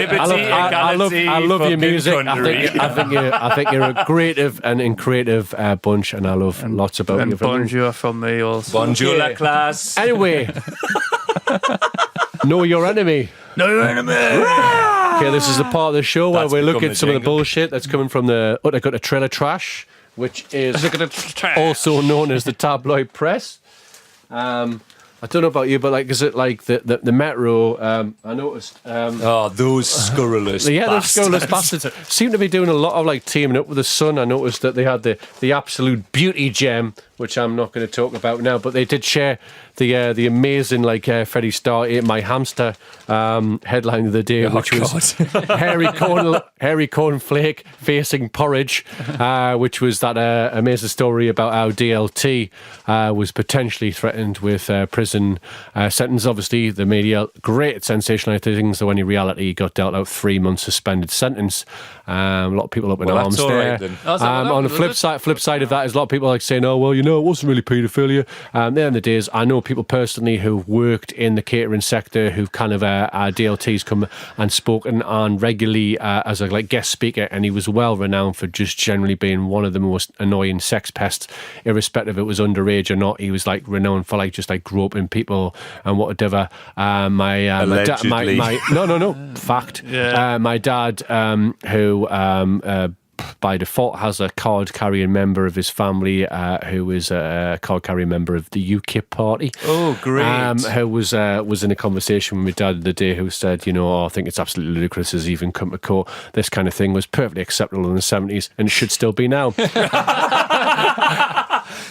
UKIP, party of the people. But anyway, it's not really what I wanted to draw on. I want to know, as you may or may not know, it sometimes does feel like on Facebook at this timeline that people do not know, but we're actually at war at this moment in time. We're actually, as we speak now, We've been in a state of perpetual war for years. dropping bombs on Iraq and in Syria. Well, we're talking in Iraq, and we're now that the door's been opened, we said that we weren't going to invade Syria, but now it looks like that we're going to support an invasion on It's not a proper Syria. one. They haven't like announced it as war. They've kind of they've just went and done it, and then kind of the people in the media haven't really reported it properly, have they? No. Well, it's like it's all obviously kind of drawn around and focused on the beheadings that was done by ISIS in the press, whatever. Which, you know, I must straight out all talk about. We're abhorrent, absolutely disgusting. And sounds like the bad guys in Thunderbirds. But straight away, it's like, you know, perfectly timed, horrific boogeyman that you can use then to justify doing what absolutely ever want. Boogeyman, or the disco, terrorists. That would be a lot more interesting. But I want to draw myself on this newspaper headline, which came from the Metro on Friday, the 26th of September. For those of you that don't know, that was the day that there was actually the vote on whether or not we should support the invasion, or should the United Kingdom should support the invasion and support Cameron's decision to go into Iraq. And this is a head article, and it says terror alert on New York and Paris subways.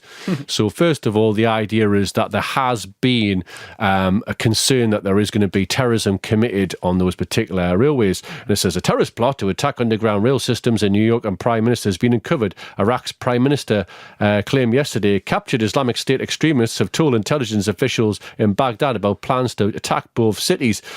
It basically gives the impression that it's something imminent, it's something that's going to happen now, and it's, you know, totally reliable and it's really important. But as it kind of quickly goes into only like 3 paragraphs into the entire article, whilst UK officials stressed they had not seen no evidence to back up these claims, one expert said that Iraq had supplied reliable information on the fact that there was weapons of mass destruction about terror plots in the past. The Iraqis will have reasonable intelligence, and we must support that. And just so happens that this article just happened to coincide on the day that there was going to be a debate on whether or not we should actually go and bomb the fuck out of a country for the 3rd time with no evidence again since 1990. The devil is always in the detail, and it's like, you know, if you a lot of people have got like a sort of finite sort of you know, they'll read the headline, maybe it's the next paragraph, and then they'll go and look at what the fucking Kardashians are up to, you know what I mean? Oh, they've got a dog in a bag, oh fantastic. 3 paragraphs in, it states specifically no evidence. So the headline in reality should be no evidence for war, let's do it anyway. Well, there shouldn't even be a headline. Well, there shouldn't even be a war. It should just be like... There shouldn't even be like, you know, like what got me, like, I mean, limited sort of like when I was away, when I did have Wi-Fi, I did read something where it was like, you know, they were bombing like these certain areas, and it was reported in the papers as like, refugees free from ISIS, the bastards, you know? And it was like, no, the fleeing from our bombs that our tax money has paid for. Like we're still bombing the children. Like going back to the first episodes of the podcast, it's the Gaza thing once again. It's a Bomb really- the Brownie yeah, people. But the Do thing- it again. the You know, thing that's is, what they're like, doing. The thing what's like really disappointing for me is like after the last time into the Iraq War, everyone knows, and now it just seems to be like, oh, we're actually swallowing this dog shit again. Like really, actually like. Oh, these are the new, like what you were saying before, the new improved bogeyman. It's like a fucking Spider-Man film, you know what I mean? Where the Green Goblin gets extra fucking missiles on his back. It's like, fuck's sake, seriously, you actually believe this shit is fucking... I think what's really sad though, like from it is that we've got, this is 13 years, right? That this...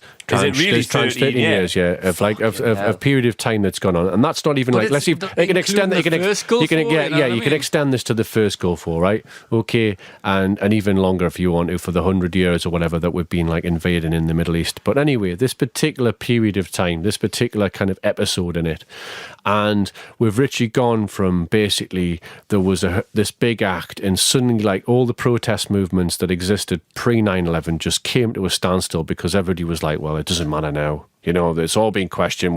Everything's changed. We've got to do this. And there was a lot of people at that time who would be left wing or sat in the middle who suddenly, yeah, of course we shouldn't be Afghanistan. There's no doubt about it. You know, America has to kind of fight back. Fucking word, you've reminded and us then it people was. did it, and you know, people jumped to it, and then suddenly, quick on the succession of that, off the back of that, the Americans using this, what they used was the Project for a American Century, which was based the idea that was a doctrine that was adopted by the kind of neocons, the people who were Billy in power at that Crystal, time, and the people who were Richard currently Burr. were in America at that time, and what they want to do, and what they'd come to understand is if you want to look at the future of the world, this world that we live on, that we breathe in every day, for the next 100 years, in order to kind of control American dominance over that next first year, over the 21st century, you have to control what's going on in the Middle East. And that's ultimately what this is still all about, and about the control of it. And we've only just had fucking, on this show, fucking less than a month and a half ago, we're talking avidly about the fact that it was a conscious shift and people were suddenly being caring about something. They felt some solidarity with people who live thousands of miles away from them in Palestine when they saw people with kids, fucking babies being blown up to smithereens or whatever. And, you know, there was an absolute invasion of it. It just so smoothly allowed the establishment to suddenly change the puzzle and say, actually, we shouldn't think about that crisis, but we should really be concerned about the fact that ISIS, this group that we've actually helped to fund and set up in Syria, we were all Libya, by the way. advocating just a short period of time ago that we should arm them in order to take out the Syrian government.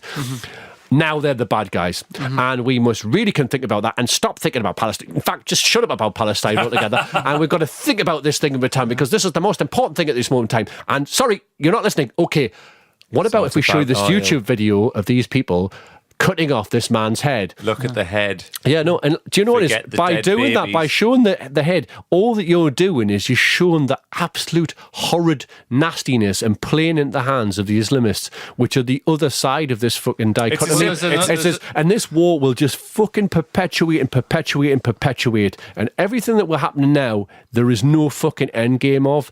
This is World War III. It's fucking coming, and fucking everybody out there needs to get off the fucking apathetic fucking arses, which is Fucking exactly the right. period that we're in at this moment in time, where people are nowadays just think, oh, well, there's no what can do. It's just going to happen they'll not anyway. bother, you know. This is now the period where genuinely we're all coming together towards the knock-on effect of fucking Islamism growing as a fucking mass movement around the world, because people fucking who are Muslims, who in the past probably weren't even fucking vaguely fucking religious, are suddenly now going, do you know what it is? I'm getting fucking beasted here. Fuck this, I'm going to fucking stand up. And the only people who are standing up are the fucking Islamists. So we're literally stuck in this fucking global conflict between these ultra fucking nasty barbaric bastards, and I'm talking about the fucking American and UK establishment, or we've got the Islamists, and everybody else in between doesn't fucking matter, you know. And that's the vast thing, majority. the point I wanted to make is it's fucking the whole beheadings thing, and I've heard people say it, and to be honest,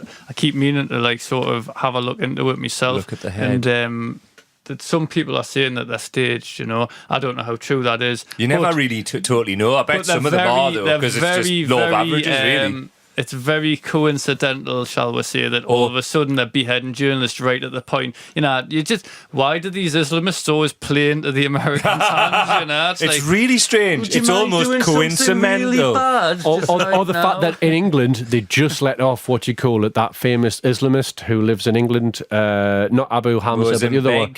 No, the other guy. that was the other the guy. day He he just wasn't literally got really- there's no released. evidence. He Sorry, just literally Muslim. got released last week. Why the fuck do you suddenly release this guy who's been a fucking top-notch Can I tell fucking you why? security guy? But suddenly we'll let him, and then allows loads of articles going, the English establishment have just let this guy off. Parade, we must be wrong. I'll Let's support tell you the why. fight. It's quite simply that. It's just to like Propaganda. wake people up once a again. massive Propaganda. game, like- We don't live in a free society. We had Pez on earlier. He's talking about like where it's much more blatant out there, and he sees it through his like sort of Western eyes. You know what I mean? But you know, it's the same here. Don't get it fucking twisted. We invented this shit. We are the fathers of this style. You know what I mean? It's like it is no like new shit. The only difference is, as Don quite rightly pointed out, it's that word apathy. If you are apathetic, then you are complicit. Sorry to break the fucking bad news. We're all but like, guilty of it, it's though, our aren't we? fault. We at times are the fucking same. But like apathy is the thing, the very kernel of this problem, which allows demons to run amok. Like they cannot do this if we just suddenly go, hold on a minute. Oh, that cunts. Yeah. And like last week they were saying that was the problem. But this week it serves them because this is the problem. Because you know why they're doing it so closely? One, they can get away with it. Two, because they're in disarray. Don't think that they have ultimate power because they're absolute idiots. Yeah, but do you know what I mean? They have got they've got this quite genius system. What they've sort of It's not built genius over if people are time. apathetic it is- because it is- people it is- allow it to happen but because they're just lazy. Yeah, but they've enhanced the apathy. They sort of play on it and they build it and they distract. It's like literally like, you know, it's like that thing about like the amount of information that the single person takes in a day. I absolutely, now I to 2,000 totally years acknowledge ago what you're saying. I is do. like- I acknowledge it. I do. And but at the everybody's same just time, trying to survive, I'm not though. going to sit here and let people off the hook. I'm just going to fucking say it. We have these things, this smartphone in me hand here now. You've got one. Everybody in this room's got one. Probably a lot of people listening has got one. We can educate, and I've said this before, we can educate and inform each other. The news and the idiot lantern in the fucking corner, the flickering box, is old shit if you put your intelligence, which every single person listening to this has, to finding out for yourself and sifting through the bullshit. But the sharing of information, and I'm not sort of like putting it down a bit, like No, that's cool. is that really enough? Like, I just think there's a lot of like We've already said there's, like, today there's it's a lot- not enough. You know, there's It a has lot of to the go sharing towards information action. about it. You know, and I'm not saying that there isn't like quality elements to collectivism, but I just feel like that part of the apathy is that Facebook, through its collectivist nature, is what's kind of put us into that position. I'm not saying it's the beyond, but it almost allows kind of people to think, oh, I'm really angry at that kind of thing. Click. And, Right, I do want to bring you up on something. Before you move on, I really do, because you're using the collectivism as a purgative term. And I really think that's let me unfair. finish. Let me finish. Okay, I'm not disacknowledging that it isn't highly valuable for getting information about it. I've talked about previously that the Arab Spring and other movements To be fair, would not have happened if it wasn't for the fact that fucking like Facebook, which is a proletarian sort of thing, it's a people that everyday folk, it's dead straightforward software that anybody can use, so it has its minuses and its positives. We've talked about that on the show before. But what I'm saying is that it, in some ways, it's kind of a bit like what Adam Curtis talks about when he talks about like oh dearism and the fact that everybody's just like, this is happening in the world. It's really bad and we should really be upset with it. Oh dear. Mm-hmm. This is happening elsewhere in the world. This is really bad. Oh dear. And it doesn't really then kind of always it kind of like then like sort of think, right, do you know what it is? Now he moves. Now it smells cherry pie. But it's just a bit worrying, and I think it is because ultimately within that, and I think the final part of the critique that I was ranting on about before is also a big thing is defeats. Defeats have a massive knock-on effect of it, and two big defeats that this generation of people have is those who did go out and protest 1 million took the streets in 2002, and they still went and invaded Iraq. Yeah, I wanna ask you a question, Don. Is people went out, is people since then, we've had the biggest economic crash ever, and now people are in a very protectionist kind of like mindset. So do people really want to like kind of rock the boat when they're thinking Don, I more want about to just ask worrying about you their a job? question. Right, we've been involved in activism, or call it what the fuck you want, for what, about 20 years? Pushing 20 years? Mm-hmm.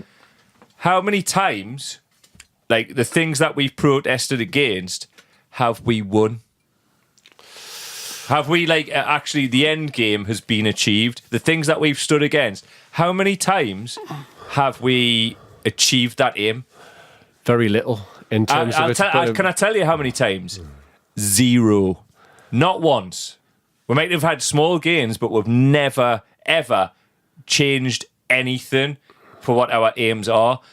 But was it worth it?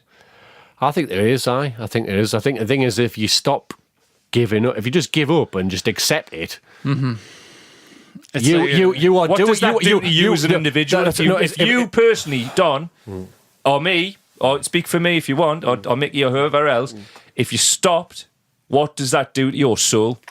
It makes, I mean, I do it. It happens. People who know us and like people who can critique me, who know me personally, will know me that I start and stop things, and they'll know that basically the stuff that I've been heavily involved in, that I will have literally given up my life for day in, day out to get involved in, which I felt was deeply passionate about. And then at other times, I do nothing.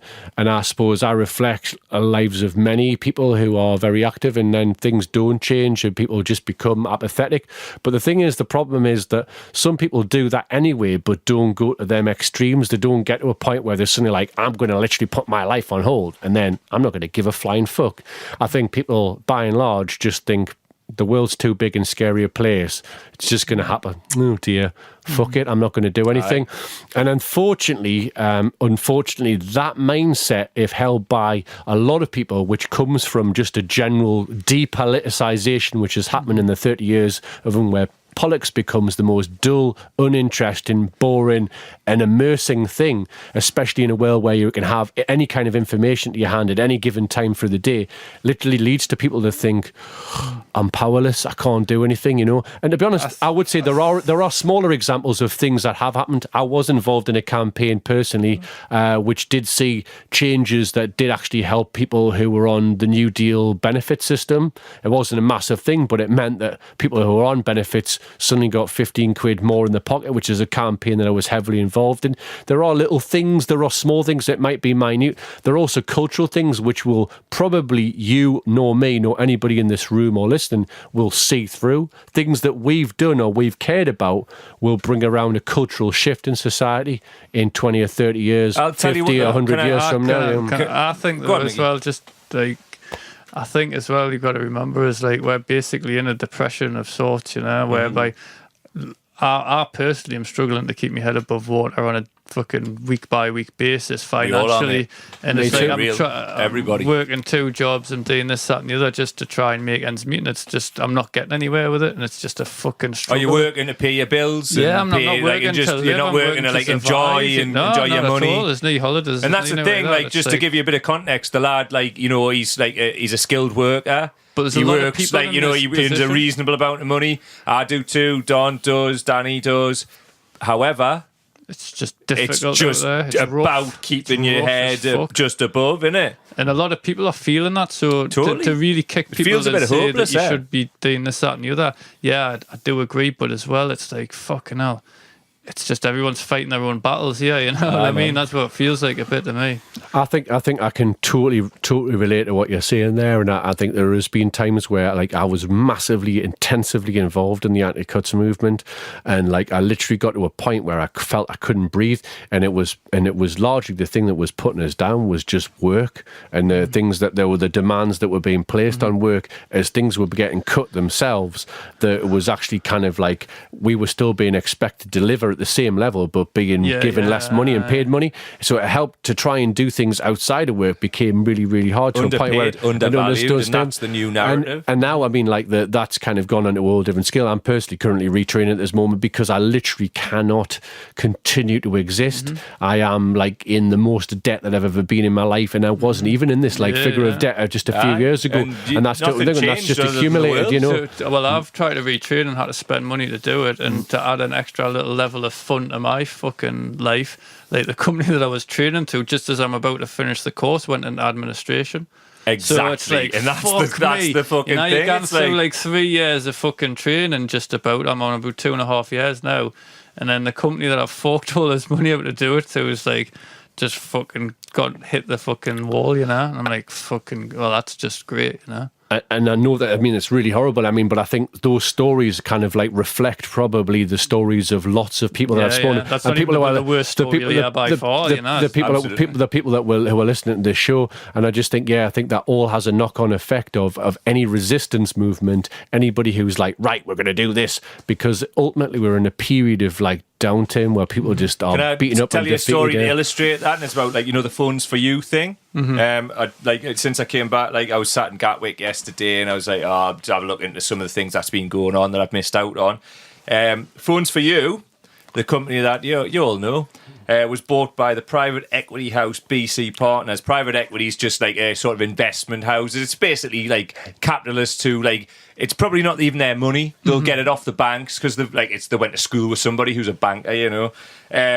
BC Partners, in 2011, they bought Phones for You for 200 million. They then sat on it. BC then borrowed 205 million, and having saddled the company with vast amounts of debt, paid themselves a dividend of 223 million. For anybody who doesn't know, I run a company myself. Paying yourself a dividend, you can either take a wage or you can like pay a dividend, and you do that like sort of every year when you come to do your accounts and all that. The company then, previously like in liquidity, was crippled by debt. The company has now collapsed into administration. At a side point, it was bought by E, the mobile phone network, for 2.5 million. I wouldn't like to comment on what might have went on behind closed doors. I shall go on. The people who crippled it have walked away with nearly £20 million each. 5,600 people, employees of Phones for You. People who are friends of people on our Facebook. Big up to fucking them. Jesus, man. Face losing their jobs. The tax man will also be stiffed on 90 million in unpaid VAT and pay as you earn. Each partner of BC Partners made around 3,500 for every person they put on the dole. It's just another example of people who build and make nothing of any note. The gut businesses, privatising the profits and socialising the losses via another 5,600 benefit checks. Who pays for them? Us here, with our limited tax money in our squeezed wages, which we just talked about there. So you're socialising that. Squeeze me more, please. Squeeze cool for cats. So at the end of the day, you know, like it's the thing we're talking about before. We're looking at like these flickering idiot lanterns. It's like, oh, look at the Kardashians and the little dog in the handbag and all of that. You know what I mean? Look at that. Don't look at these people. And do you know what the mad part? And you know what the absolute kicker of this? See what they have done there? It's totally fucking legal. Nobody's going to jail. No. And to be honest, people, They're going to Barbados. They're going to Barbados for £20 million. Get on the dole, you cunts. And that's what they're doing. Wankers. And before we lead into the final tune, I just want to urge people to realise that some kind of movement does need to come about if social change is to come about. We're literally on the period of time where Scotland didn't get its independence. The knock-on effect is that the Tories are stronger than they've ever been because of the fact that they've effectively defeated this vote of like the idea to kind of try and change something within society. It means the third biggest party in Britain now is the Scottish Nationalist Party. The Scots were not strictly behind the SNP when they went to vote for Scotland, but now the people who are joining it now is seen as there's no other option in order to kind of fight Tory rule. They're now the third biggest party in it. the likelihood of the Tories winning by a landslide is very, very slim. The likelihood is that if they do go into a coalition, that'll be with, guess who? UKIP, as the fucking Lib Dems are fucked. Labour's fucked because it's completely and utterly demoralised, like knacked itself by going in and Red Tories. and promising all the earth when it hasn't got the ability to deliver. And who the fuck is going to really vote for Ed Miliband at the end of the day? Oh, so the likelihood is that the next period of like poverty and cuts is going to be a fuckload worse underneath the fucking Tories and a UKIP coalition. Labour, austerity. Yeah. So Conservatives, austerity. Every other cunt, austerity, apart from the Greens. And that's like as much as I'd like to support like the Green Party, but I think the reality is at this moment in time is that any kind of opposition is really, really important in growing the grassroots movement. And I'm certainly not going to like channel that energy into just one vote for the Greens. That's just 1% of the aspect of the fucking energy I'm going to put behind of challenging these cunts. And it comes back to what we're talking about before. It's not about an end game. It's about the journey. And if you feel within your soul that like by doing nothing makes you like sort of less than, then just, you know, if you want to sit and embody that spirit, then fuck you, basically, you know, like I'm going to keep fucking challenging this shit till the day I die. I'm going to keep like doing stuff. And I know these people are in this room as well. And maybe you will too. And if you are, you've got a friend in us. Because I'm telling you now, you've got a friend. Your friend indeed is friend with weed and that, like, come and have a smoke with us. But like, no, I'm telling you now, I'm going to continue to go on. And I'm not even bothered if we don't overturn these cunts in my lifetime. Because maybe we will pass like a slight 1% onto the next generation. Who knows? But we've got to try. You've got to keep trying. You know, if we don't keep trying, then we might as well just go and suck off the Kardashians and think that's the end game. Because that's the end game. Obsessed with these Kardashians. Anyway, They just embody everything that's wrong. Let's segue. Fuck the Kardashians and fuck you too. This doesn't segue in any way necessary, but this is the final tune from Mickey C. It is what? School by Nirvana. Bye. It's a Bleach album. Bye now.